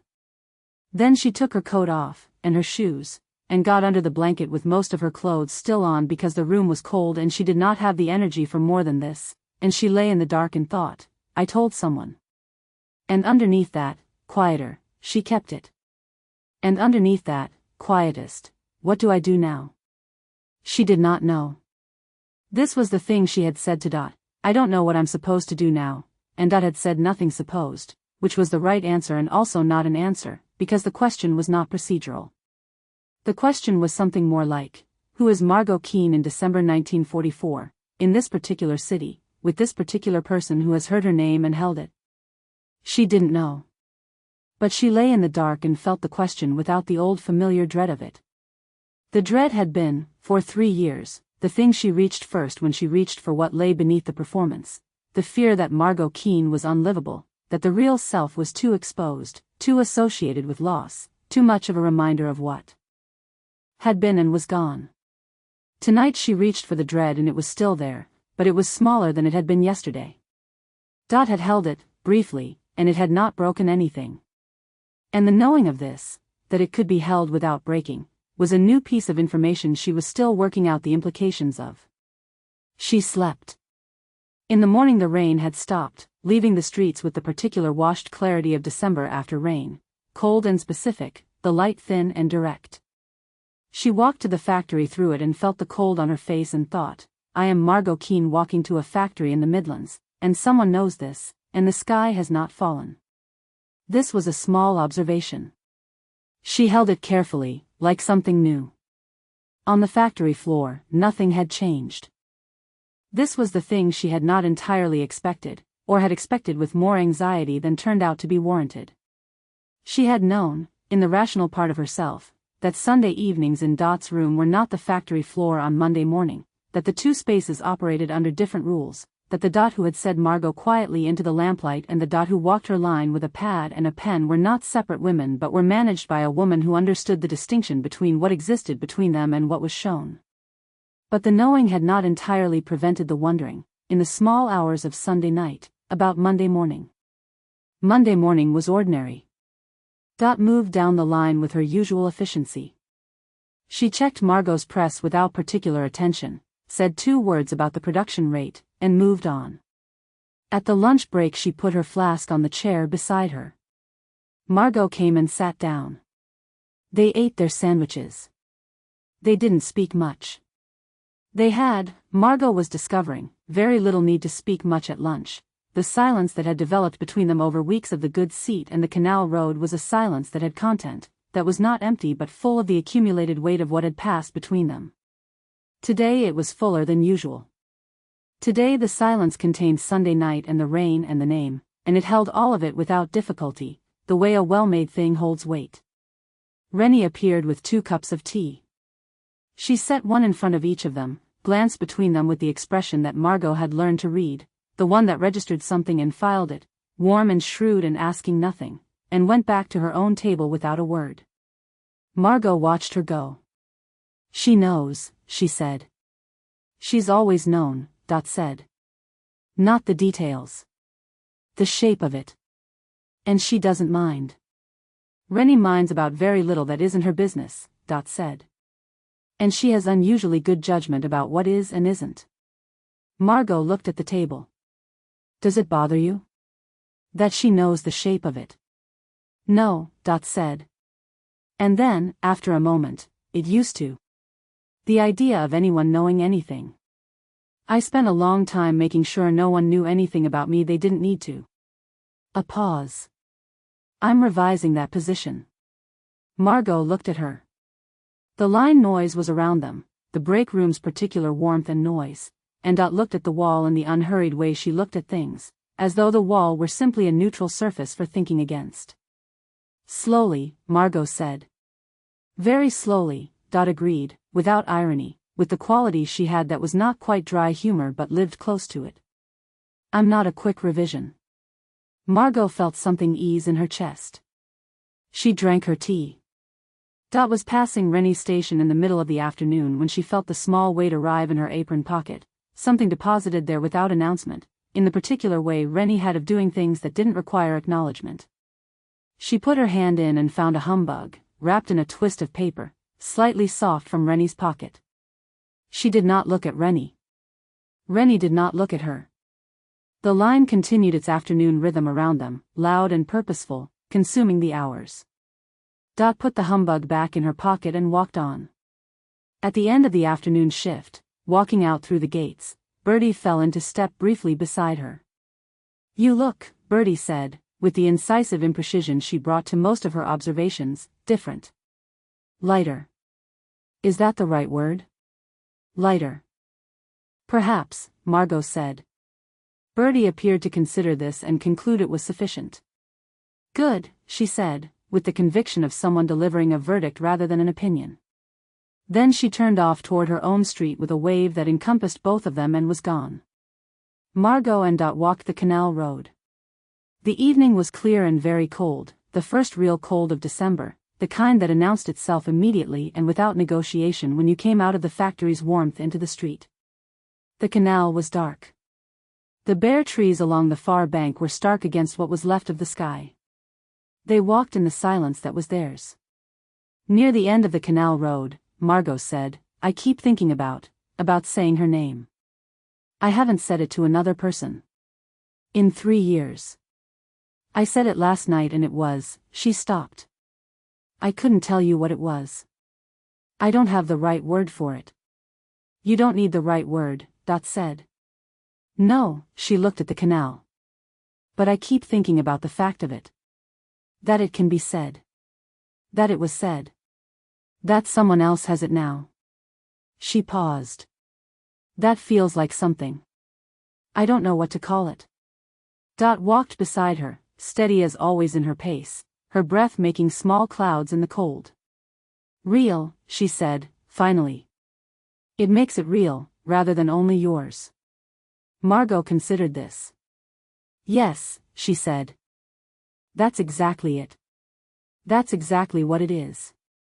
They came to the corner. Neither of them moved immediately to go their own way. "Dot," Margot said. "Yes. Thank you. For last night. For not doing the wrong thing. For knowing what the wrong thing was." Dot was quiet for a moment. "You'd have done the same," she said. It was not a deflection. It was a statement of the thing between them, said plainly in the way Dot said things, without performance, without embellishment. "You'd have done the same. The same quality of listening.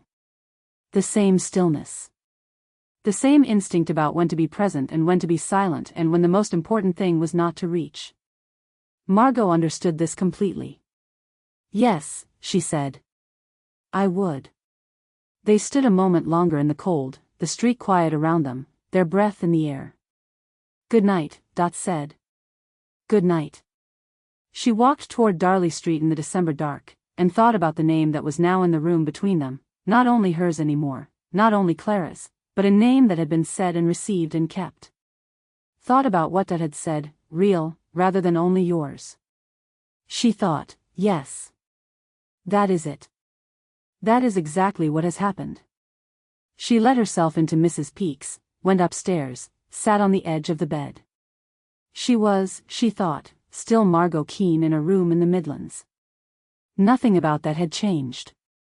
But the room was different from Sunday night's room, and the Margot sitting in it was different from the Margot who had sat on the edge of this bed yesterday, not because she had become something new but because she had become, for the first time in 3 years, something that was fully inhabited. Herself. She was herself. She sat with this for a while. Then she got up, put on her coat again because the room was cold, and sat in the chair by the window, and looked at the December street, and for the first time since Sheffield did not feel that looking at it required armor. Chapter 19, Victory. The news came on a Tuesday. They had known it was coming. The whole country had been knowing it was coming for weeks, the advances in Europe, the reports on the wireless, the particular quality of anticipation in the air that wasn't quite hope and wasn't quite certainty but was something between the two that made people hold themselves differently, walk through the streets with a slightly different quality of attention, as though they were already beginning, somewhere below the level of decision, to rehearse what it would be like when the thing finally happened. The factory had felt it.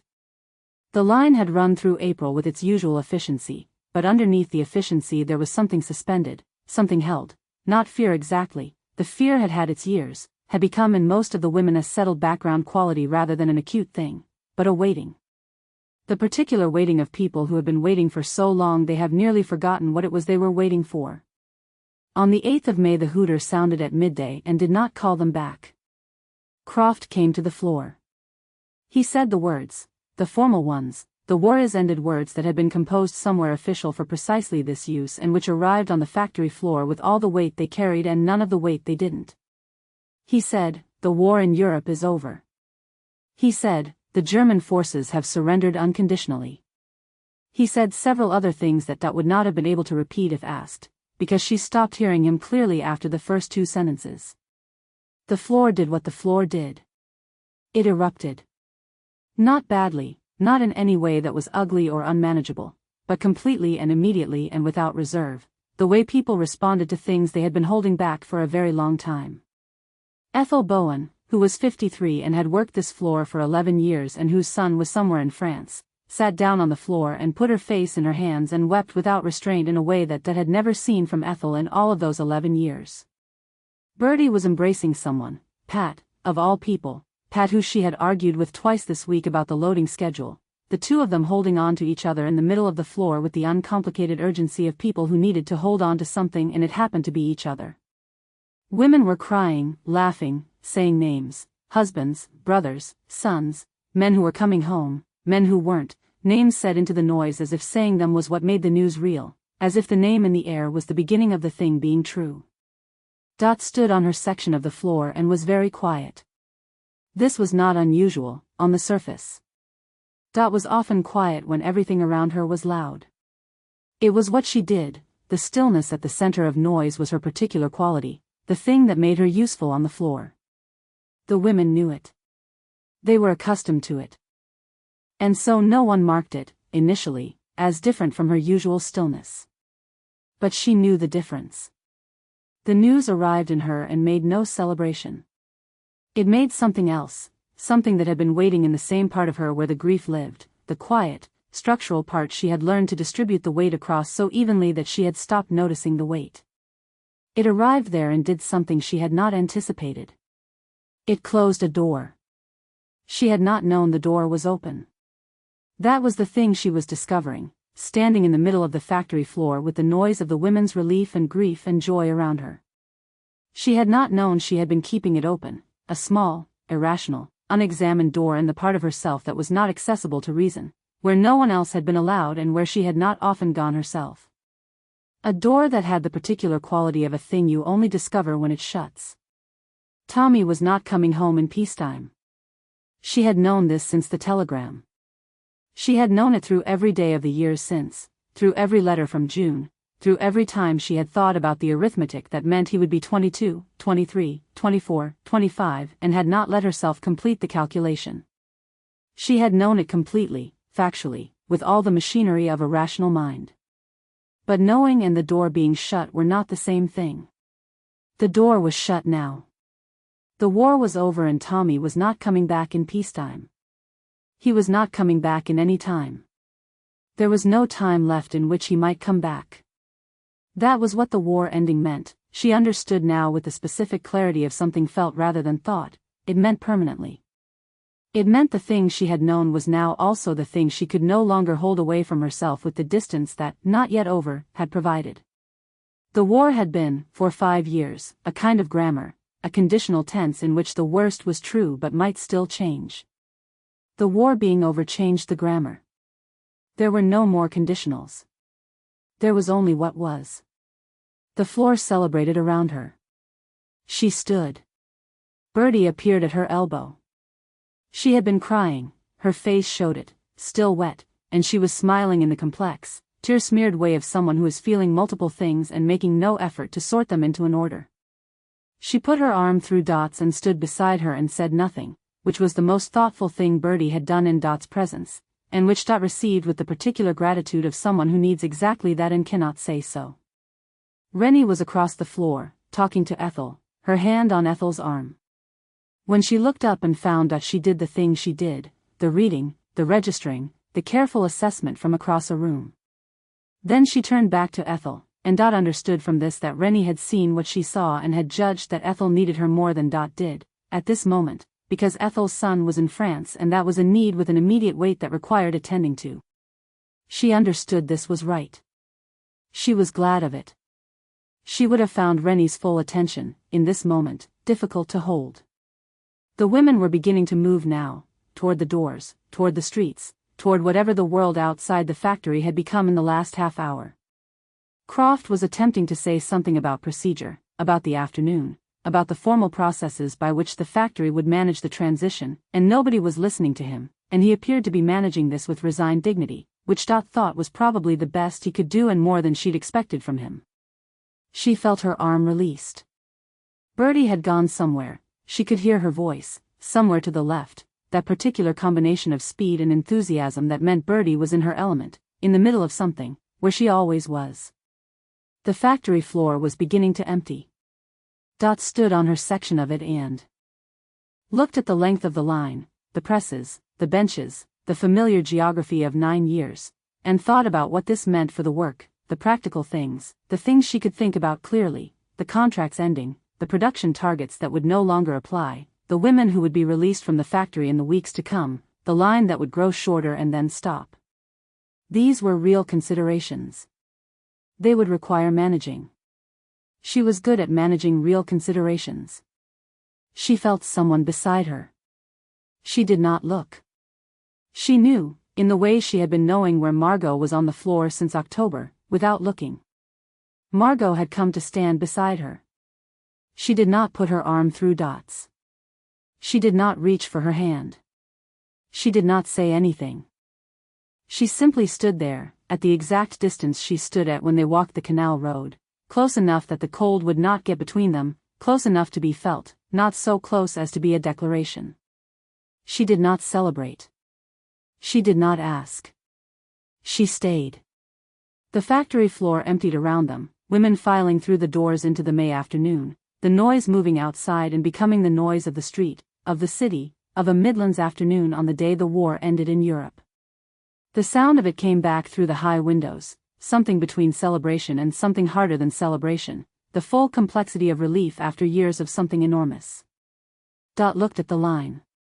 She thought about Tommy standing in a recruiting office queue, young and feeling important, a blue scarf wound at the wrong angle around his neck, making the tuneless hum he made when he was happy without knowing he was making it. She thought, the door is shut. She thought, I know. Margot stood beside her and said nothing and did not move, and the factory floor held them in its emptying quiet, the machinery standing still for the first time in years, and outside the city was celebrating, and inside this particular rectangle of floor and press and bench and window, 2 women stood in the May light and let the thing that had happened be what it was. After a long time, or perhaps not long, she had lost the sense of time's ordinary measurement. Dot said, "We should probably go." "Yes," Margot said. They did not move immediately. Then they did. They gathered their coats and their bags in the emptying factory, the floor half-lit and newly strange without the noise and the women, and they walked out through the gates into the May afternoon. The street was extraordinary. People everywhere, the particular quality of a city letting out its held breath, flags appearing from nowhere, strangers embracing, a wireless playing from an open window above the street, and the sound of the city's accumulated 4 years of weight beginning, slowly, to come down. It was not simple. Nothing about it was simple. She could see that even from this distance, even through the necessary opacity of her own interior. There were women crying who were not crying with relief, exactly, and men standing outside pubs with expressions that were not celebration, exactly, and all of it was real and all of it was warranted and all of it was the full, complicated truth of what this day was. They walked through it. The canal road was quieter than the main streets, still holding the day's particular light, the water catching it and breaking it apart. They walked in silence, their usual pace, neither of them requiring the noise to feel the thing, because the thing was already present between them without requiring anything from outside. At the corner of Dot Street, they stopped. Margot looked at her. "Go in," she said, quietly. "I'll see you tomorrow." Dot looked at her. She wanted to say something, felt the shape of a thing that needed to be said, that was sitting in the interior of her with a pressure that was unfamiliar, that was not quite the grief and not quite the other thing, but somewhere adjacent to both. She did not have words for it. She was not, as she had said, a quick revision. She was not going to have words for it today. "Good night," she said. "Good night," Margot said. She walked to Mrs. Hartley's and let herself in. She went up the stairs. She did not sit in the chair. She stood at the window and looked at the street below, where the city celebration was making its way along the roads, and she stood there for a long time. She thought about the door. She thought about Tommy.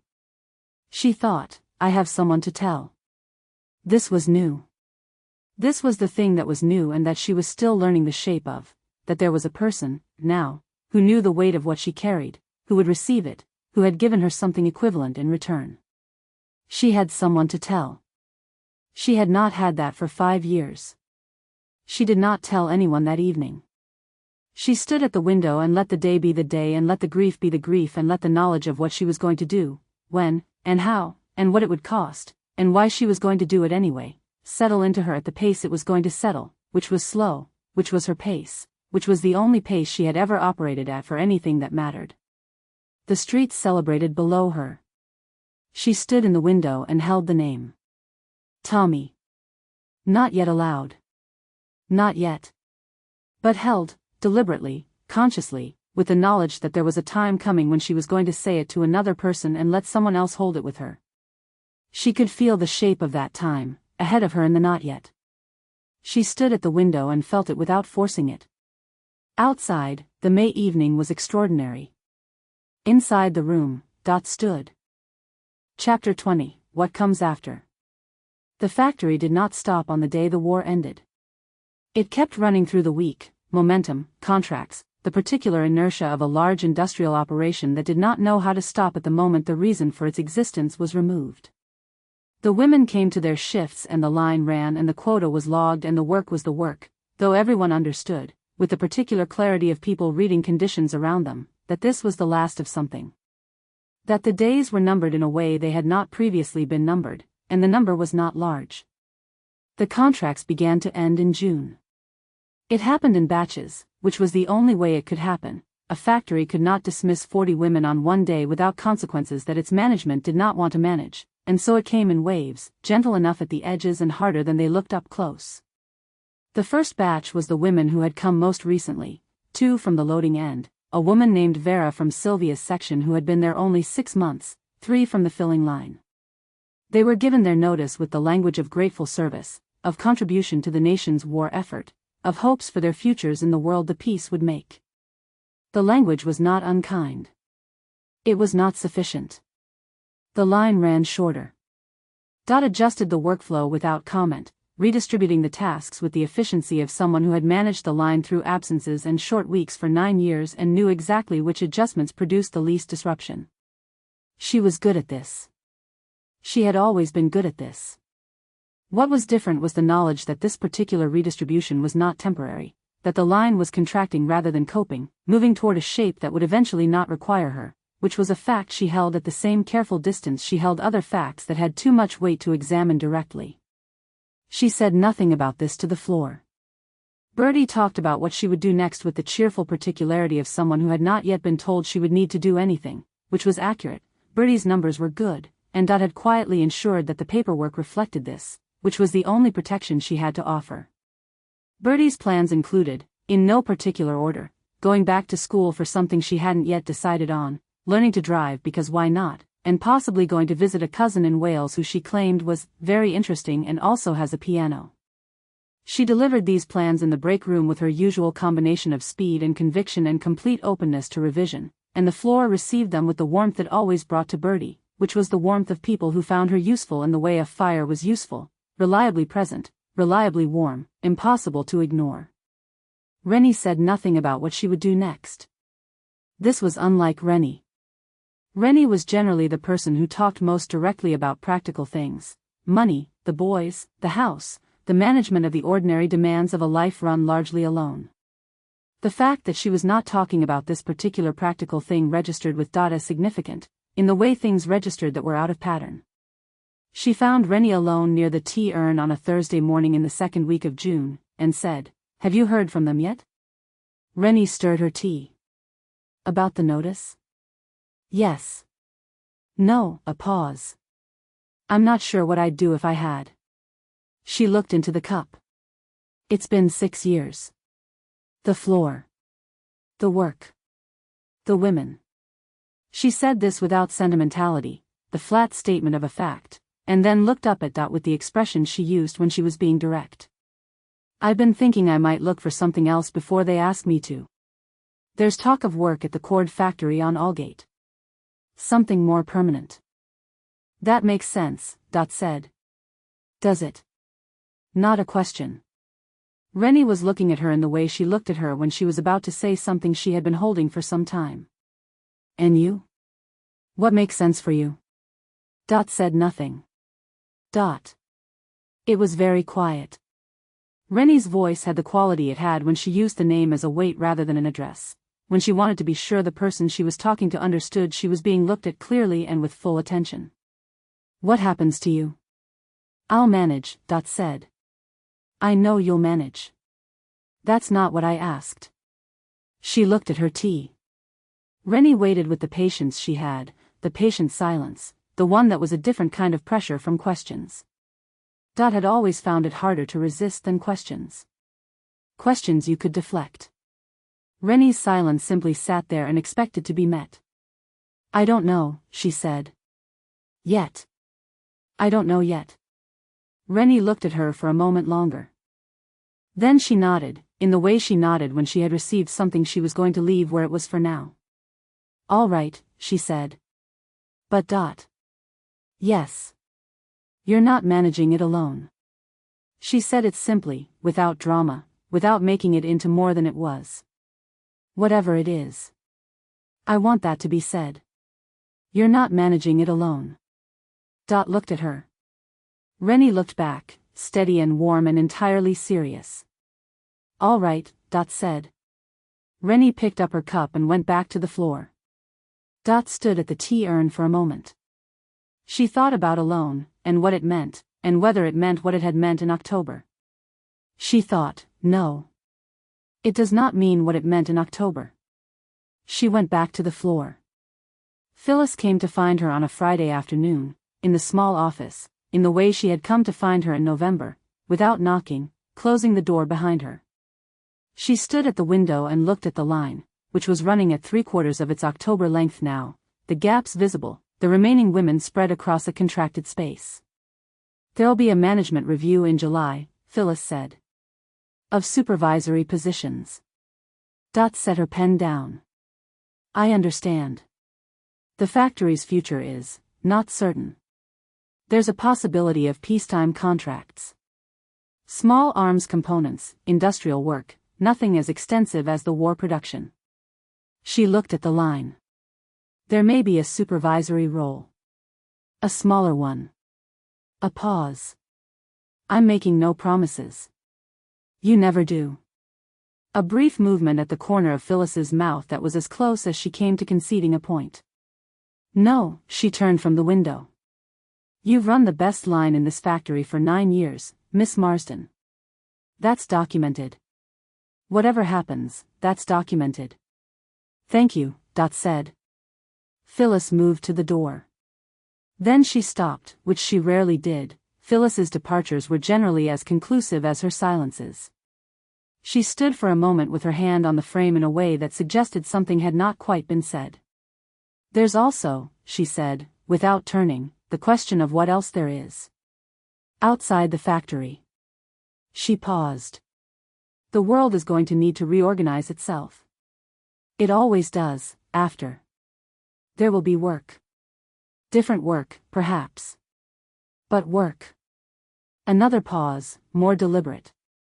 "I mention this because some people will find that the factory, as it becomes smaller, is not the right size for what they need it to be. And the world outside the factory may be larger than it was." She turned enough to look at Dot with the look. "I mention it only as a fact." Dot looked at her steadily. "Thank you," she said again, meaning something different this time. Phyllis left. Dot sat in the small office for a moment. She thought about what Phyllis had said, and what she hadn't said, and what she had meant by all of it. She thought about the world reorganizing itself, and what the space of that reorganization might contain, for two women who were not whatever the world had previously required them to be, who had found, in the particular conditions of a wartime factory and a canal road and a lamplit room in December, something that the world had not officially offered them space for, and would need, in whatever was coming, to find or make that space in a different way. She thought about this without flinching from it. That was new. In October she would have flinched. That evening she and Margot walked the canal road in the June light, which was a different animal from the November dark that had become their grammar, softer, longer, the water visible where it had been dark for months, the trees along the far bank in full leaf. Birdie had another plan today, Margot said. I heard part of it. The cousin in Wales apparently plays piano badly, which she now considers an advantage. Birdie feels she could learn alongside someone who is also bad at it. That does have a certain logic. Everything Birdie says has its own logic. You just have to follow it carefully. A pause, and then more quietly, I'll miss her. Dot walked beside her. She's not gone yet. No. But she will be. She looked at the canal. They all will be. The floor will be different. She paused. It's strange. I came here with nothing, to a place I knew nothing about, to be someone I'd invented. And now, she stopped. Now it's the place where I know people. Where people know me. Where Rennie gives me tea without being asked and Birdie calls me Syl without permission and you put your flask on the chair to the right of yours. She was quiet for a moment. I didn't expect to be somewhere again. I'd stopped expecting to have a place. Dot said nothing for a moment. The canal road went on ahead of them, the June evening easy around them, the lights still plentiful even at this hour. You have a place, she said. Margot looked at her. Not the factory floor specifically, Dot said. But a place. She kept her eyes on the road. I'm not, she stopped. Started again, with the deliberateness she used for things she was finding the right words for rather than the first words. I'm not good at saying what I mean. I've told you this. I say it in other ways. She paused. But you have a place. Whatever the factory becomes or doesn't become. You have a place. Margot was quiet beside her. They walked. After a while, Margot said, I know. 2 words. Said in a particular way, not as an acknowledgement of information received but as a statement of something already known, something she had been knowing for some time and was confirming rather than discovering. The way you said you know when what you meant was, I have known this for a while, and I am glad we have arrived at the point of saying it. Good, Dot said. They came to the corner of Dot Street and stopped, as they always stopped, in the habit of it, the particular gravity of this corner that had become theirs by repetition. The June evening was still light enough to see each other clearly, which was different from the November and December and even the spring evenings they had walked. Those had given them the partial anonymity of dark, the license of not quite being seen. This was broad daylight, more or less. This was standing at a corner and being visible. Margot looked at her. Dot looked back. There's something, Margot started. I know, Dot said. I wasn't going to ask for anything. I know, Dot said again. I'm not ready yet. For everything I haven't said. She looked at the corner of the street, and the evening, and then back. But I'm going to be. Margot held this for a moment. Soon. Not long, Dot said. Margot nodded. She understood the grammar of it, that Dot said things when they were ready to be said and not before, and that the promise of not long was not a deflection but a real and specific commitment, more binding than any other formulation Dot might have offered because it was the most words she had ever used in the direction of declaration. All right, she said. Good night, Dot said. Good night. She turned toward Darley Street. Dot turned toward Mrs. Hartley's. Behind her, she heard Margot stop at the corner for a moment before she went. She did not look back. But she was aware, in the way she was always aware, the peripheral attention that had stopped pretending to be something other than what it was, of exactly where Margot was on the street, and for how long, and when she turned. She let herself into Mrs. Hartley's and went up the stairs. She sat in the chair. She thought, not long. She looked at the window, where the June evening was doing what June evenings did, which was persist in a way that November evenings never did, staying light past when the room required the lamp. She sat in the late light without turning it on. Not long. She knew what it meant.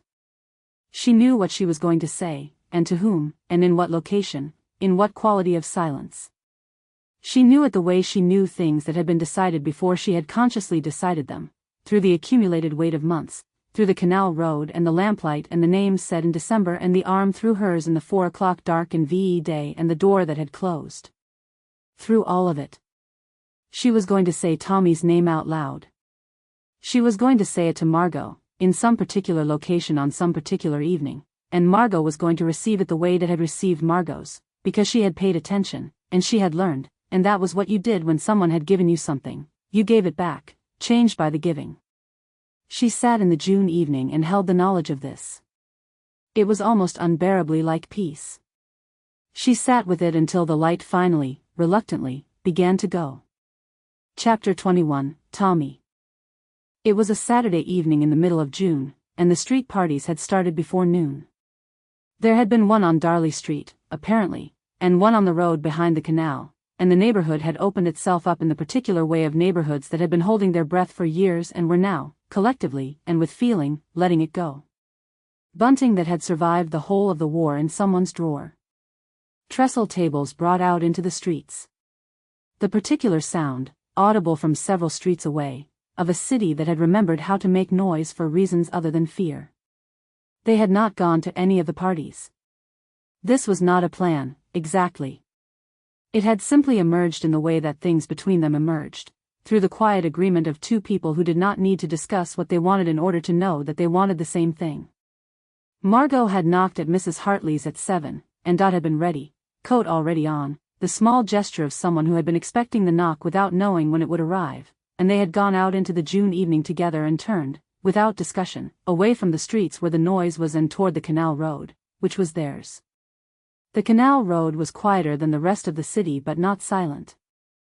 The celebrations were audible at a distance, a wireless playing somewhere, the sound of voices gathered together doing what gathered voices did, but here, along the bank, there were only the two of them and the water and the long light of a June evening that would not begin to darken for another hour.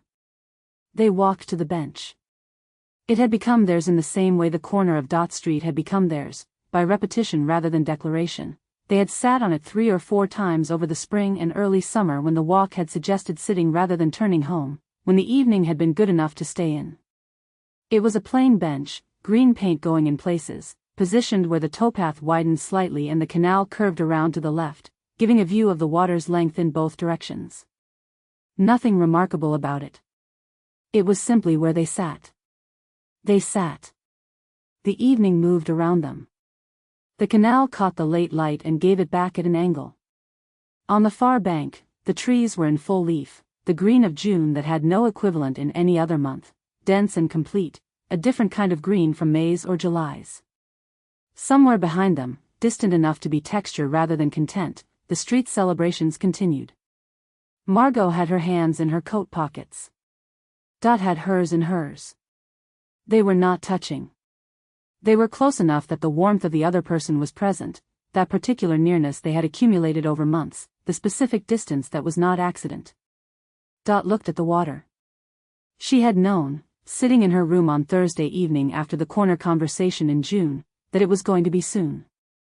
She had known it with the same quality of knowing with which she had walked into rooms and understood immediately what the problem was, not deduction, not reasoning, simply the arrival of a fact that had always been true and was now acknowledging itself. She had known it would be the canal. She had known it would be an evening. She had not known it would be tonight until they were already walking in this direction and the bench was ahead of them, and by the time they sat down she had known it with complete certainty, the way you knew things that were no longer future. She looked at the water for a long time. Margot sat beside her and said nothing, and did not require anything, which was the particular quality of Margot that had undone every defense that had ever built, not by attacking the defenses but by making them irrelevant. Simply sitting beside her and not requiring anything. Simply being someone who stayed. The city celebrated at its distance. Dot said, Tommy. Just that. Just the name, standing alone in the evening air with nothing around it. No preamble, no I need to tell you something, no I've never said this to anyone. Just the name, the way she had been carrying it in her interior for 5 years, surfacing now without ceremony, mid-thought, as though the conversation had been going on inside her for so long that she had simply forgotten Margot wasn't already in it. Margot went very still. Not the stillness of surprise. The stillness of someone who has understood what is happening and has made herself entirely, quietly available to it, has set down everything she was carrying in order to receive this. Dot did not look at her. She looked at the water. He used to come in the back door, she said. Even when the front door was closer. I never understood why. He'd go round the side of the house and in through the kitchen. He did it his whole life. My mother used to say he liked to arrive where the tea was.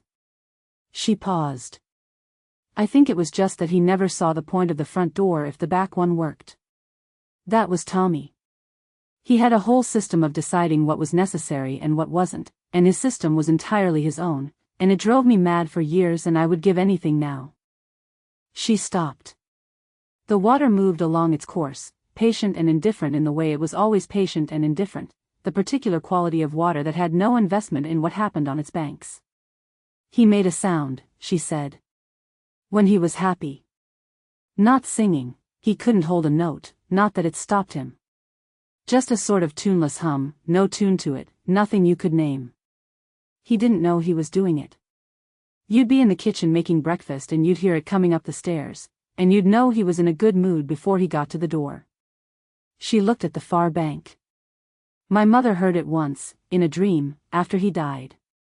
She wrote me about it. She said she could hear it so clearly when she woke up. She said this and then she was quiet. The bench held them. The evening held them. The canal went on. Margot did not move. She did not say she was sorry. She did not reach for Dot's hand. She did not offer anything, not comfort, not question, not the gentle murmur of sympathy that would have turned this into something being managed rather than something being witnessed. She was completely, utterly still, and she received it. The name and the back door and the tuneless hum and the dream and all of it, received, held, kept. Because she knew how. She had learned how from the woman sitting beside her.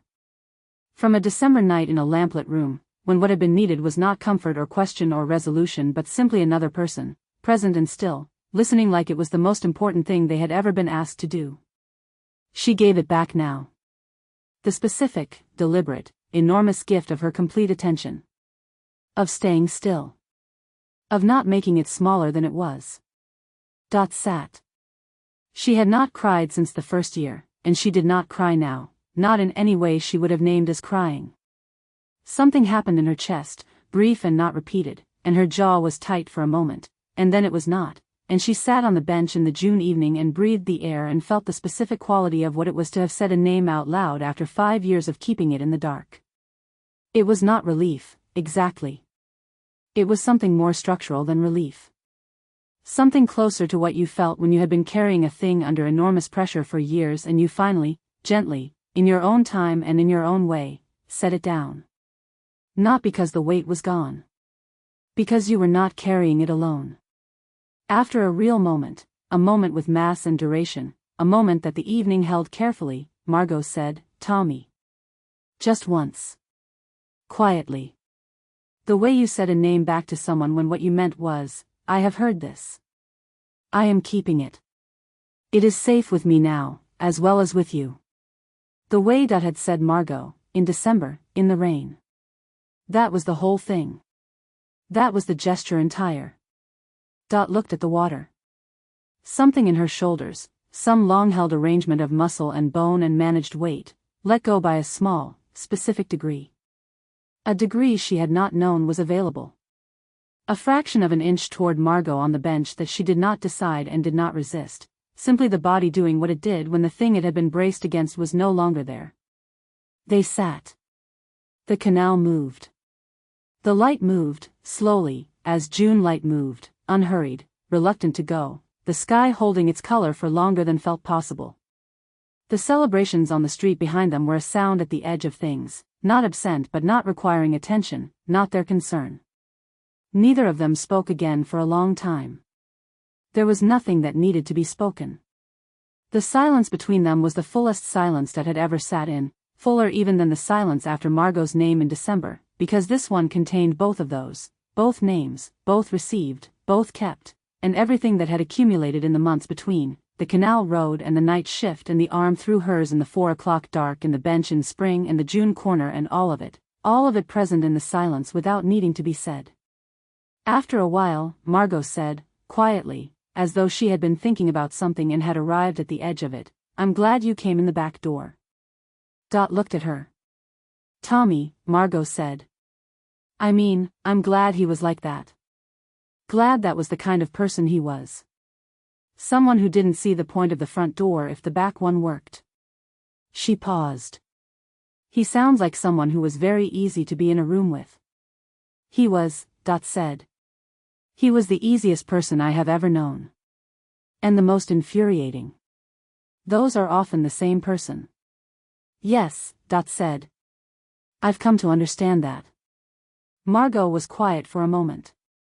Then, simply, "I would have liked to know him." Dot looked at the water. She held this, the gift of it, the specific and unexpected gift of someone saying "I would have liked to know him," which was not sorry for your loss, which was not thinking of you, which was something else entirely, something that treated Tommy as a person who had existed and who was worth knowing rather than as a wound to be handled carefully. "He would have liked you," she said. "He liked everyone. But he would have liked you particularly, I think." She paused. "He had a weakness for people who were interesting and a complete inability to tell when they were keeping something back. He would have talked to you for a full shift and come away thinking you'd told him everything. And you'd have known better." "I'd have known from the start," Dot said. "That's the difference between us." Was the difference. She stopped. "Let that land and settle. He was better at people than I am. I'm better at watching them." "You're very good at watching," Margot said. "It's not a lesser thing." "No," Dot said. "I've been revising that position." They sat a little longer. The bench. The canal. The June evening at its last, most luminous hour, the light going golden at the edges of the sky before it finally began, slowly, to think about going. Margot shifted beside her, not away, a small movement inward, the particular quality of a body settling rather than adjusting. Her shoulder against Dot's shoulder. Not a declaration. Not a gesture that announced itself. Simply the natural end of the distance that had been between them, closed not with ceremony but with the quiet logic of two people who had run out of reasons to maintain it. Dot did not move. She breathed. The light was going now, the gold becoming something softer and more diffuse, the canal darkening from the far bank inward. On the streets behind them the celebrations were quieter than they had been, the long day thinning toward evening, people beginning to find their way home, the city's long exhale concluding at the pace these things concluded. Neither of them moved to go in. They sat in the particular quality of the silence between them, which was not the absence of sound but the presence of everything that had been said and received and kept, the full, accumulated weight of a year's worth of small acts and large silences and two names spoken into lamplight and evening air. Dot thought, this is it. Not the beginning of something. Not the end of something. Simply this, the bench, and the canal, and the June evening, and the woman beside her whose shoulder was warm against hers, and the name in the air that had always been there and was now, finally, shared. This was what she had been building toward across 9 years of mornings on the factory floor and the particular discipline of not thinking about a thing and the chair by the window and the 3 letters from June and the photograph and the weight of Margot's arm in the 4 o'clock dark. This. She exhaled. It was not a dramatic thing, a breath released, nothing more, the simple mechanical fact of the body doing what it did. But it had in it every year of managed distance, every evening of deliberate solitude, every name kept carefully in the dark. It had in it the door that had shut on the 8th of May and the name she had said tonight and the name Margot had said back to her and the shoulder against hers on the bench and the canal going on as it always went on, patient and indifferent and somehow, impossibly, companionable. Outside, the street was quiet now. Inside their small radius of bench and water and evening light, neither of them moved. They stayed. Chapter 22, The Particular Quality of Silence. The dark came in the way June dark came, late and without announcement, the sky shifting through colors that had no names before settling into something that was not quite night. They had not moved from the bench. The canal had gone dark from the far bank inward, the water's surface turning from the pale reflection of the sky to something deeper and less certain. The trees on the far side were shapes now rather than colors. Somewhere behind them, on the streets that were not theirs, the last of the evening celebrating had thinned to small sounds. A door, a voice carried on the still air, the distant wireless playing something that was not quite audible. They were not cold. It was June, and warm enough to sit, and the warmth of the other person was present in the way it was always present between them now, not requiring comment, not requiring acknowledgement, simply there. Dot was not thinking about anything in particular. This was, she understood without examining it, unusual. She had spent years thinking about particular things with great deliberateness, filling the available space of her interior with the practical and the immediate, the line, the quota, the women, the machinery, because the alternative was to let in the things she had been keeping at the edges. She was very good at thinking about particular things. She had been doing it since the telegram. Tonight there was nothing particular to think about. She sat on the bench with her shoulder against Margot's shoulder and the canal going dark before her and the city settling into its midsummer evening around them, and she did not think about anything specific, and it was not the absence of thought but the presence of something that did not require thought, something that simply existed and did not need to be managed. The name was in the air. It had been in the air since she said it, not hovering, not demanding anything, just present. The way a window changed a room even when it was closed. Tommy. She had said it out loud, into the evening, to another person, and the other person had said it back, and it was still true. She was still here. The bench was still the bench. The canal was still the canal. She had not known, before tonight, that she had believed the opposite, that saying it would use something up, would cost more than she had to spend, would leave her diminished in some way she couldn't recover from. She had believed this without knowing she believed it, the way you believed the things that were load-bearing in your architecture, the things you'd built so much on top of that you forgot they were there. She had been wrong. The name was in the air and she was still here and the woman beside her was still beside her and the sky was the sky.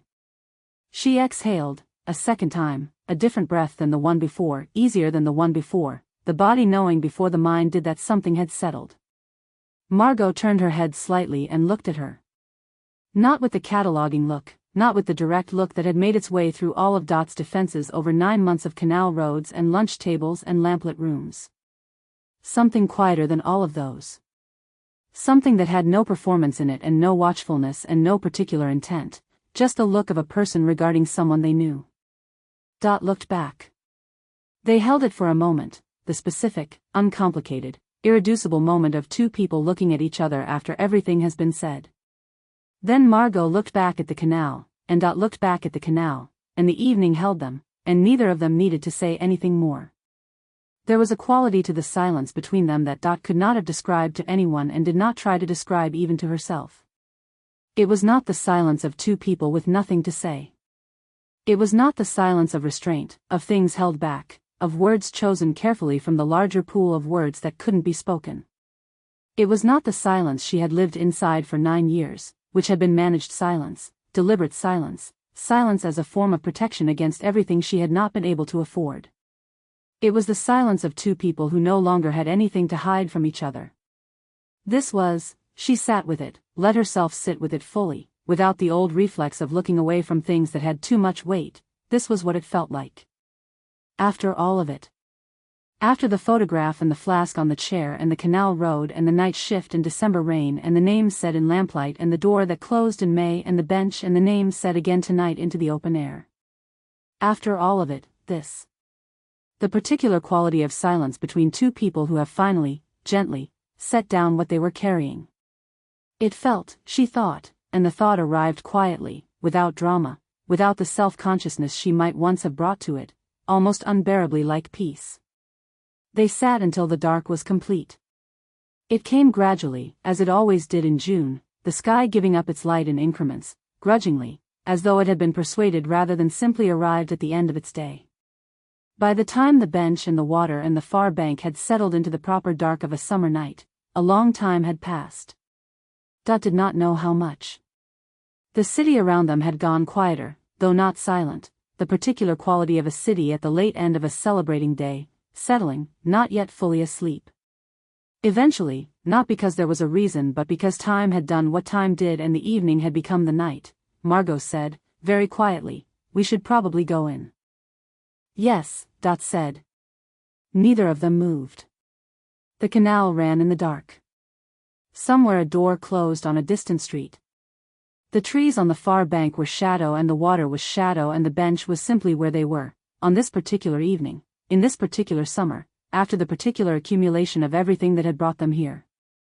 After a moment more, a real moment, unhurried, belonging entirely to them, they rose. They walked back along the towpath in the dark, their footsteps on the stone of the path the only sound that was specifically theirs in a city full of sound. They did not speak. They did not need to. The silence between them on the walk was the same silence that had been on the bench, carrying itself intact from there to hear the way a quality of light carries from one room to the next.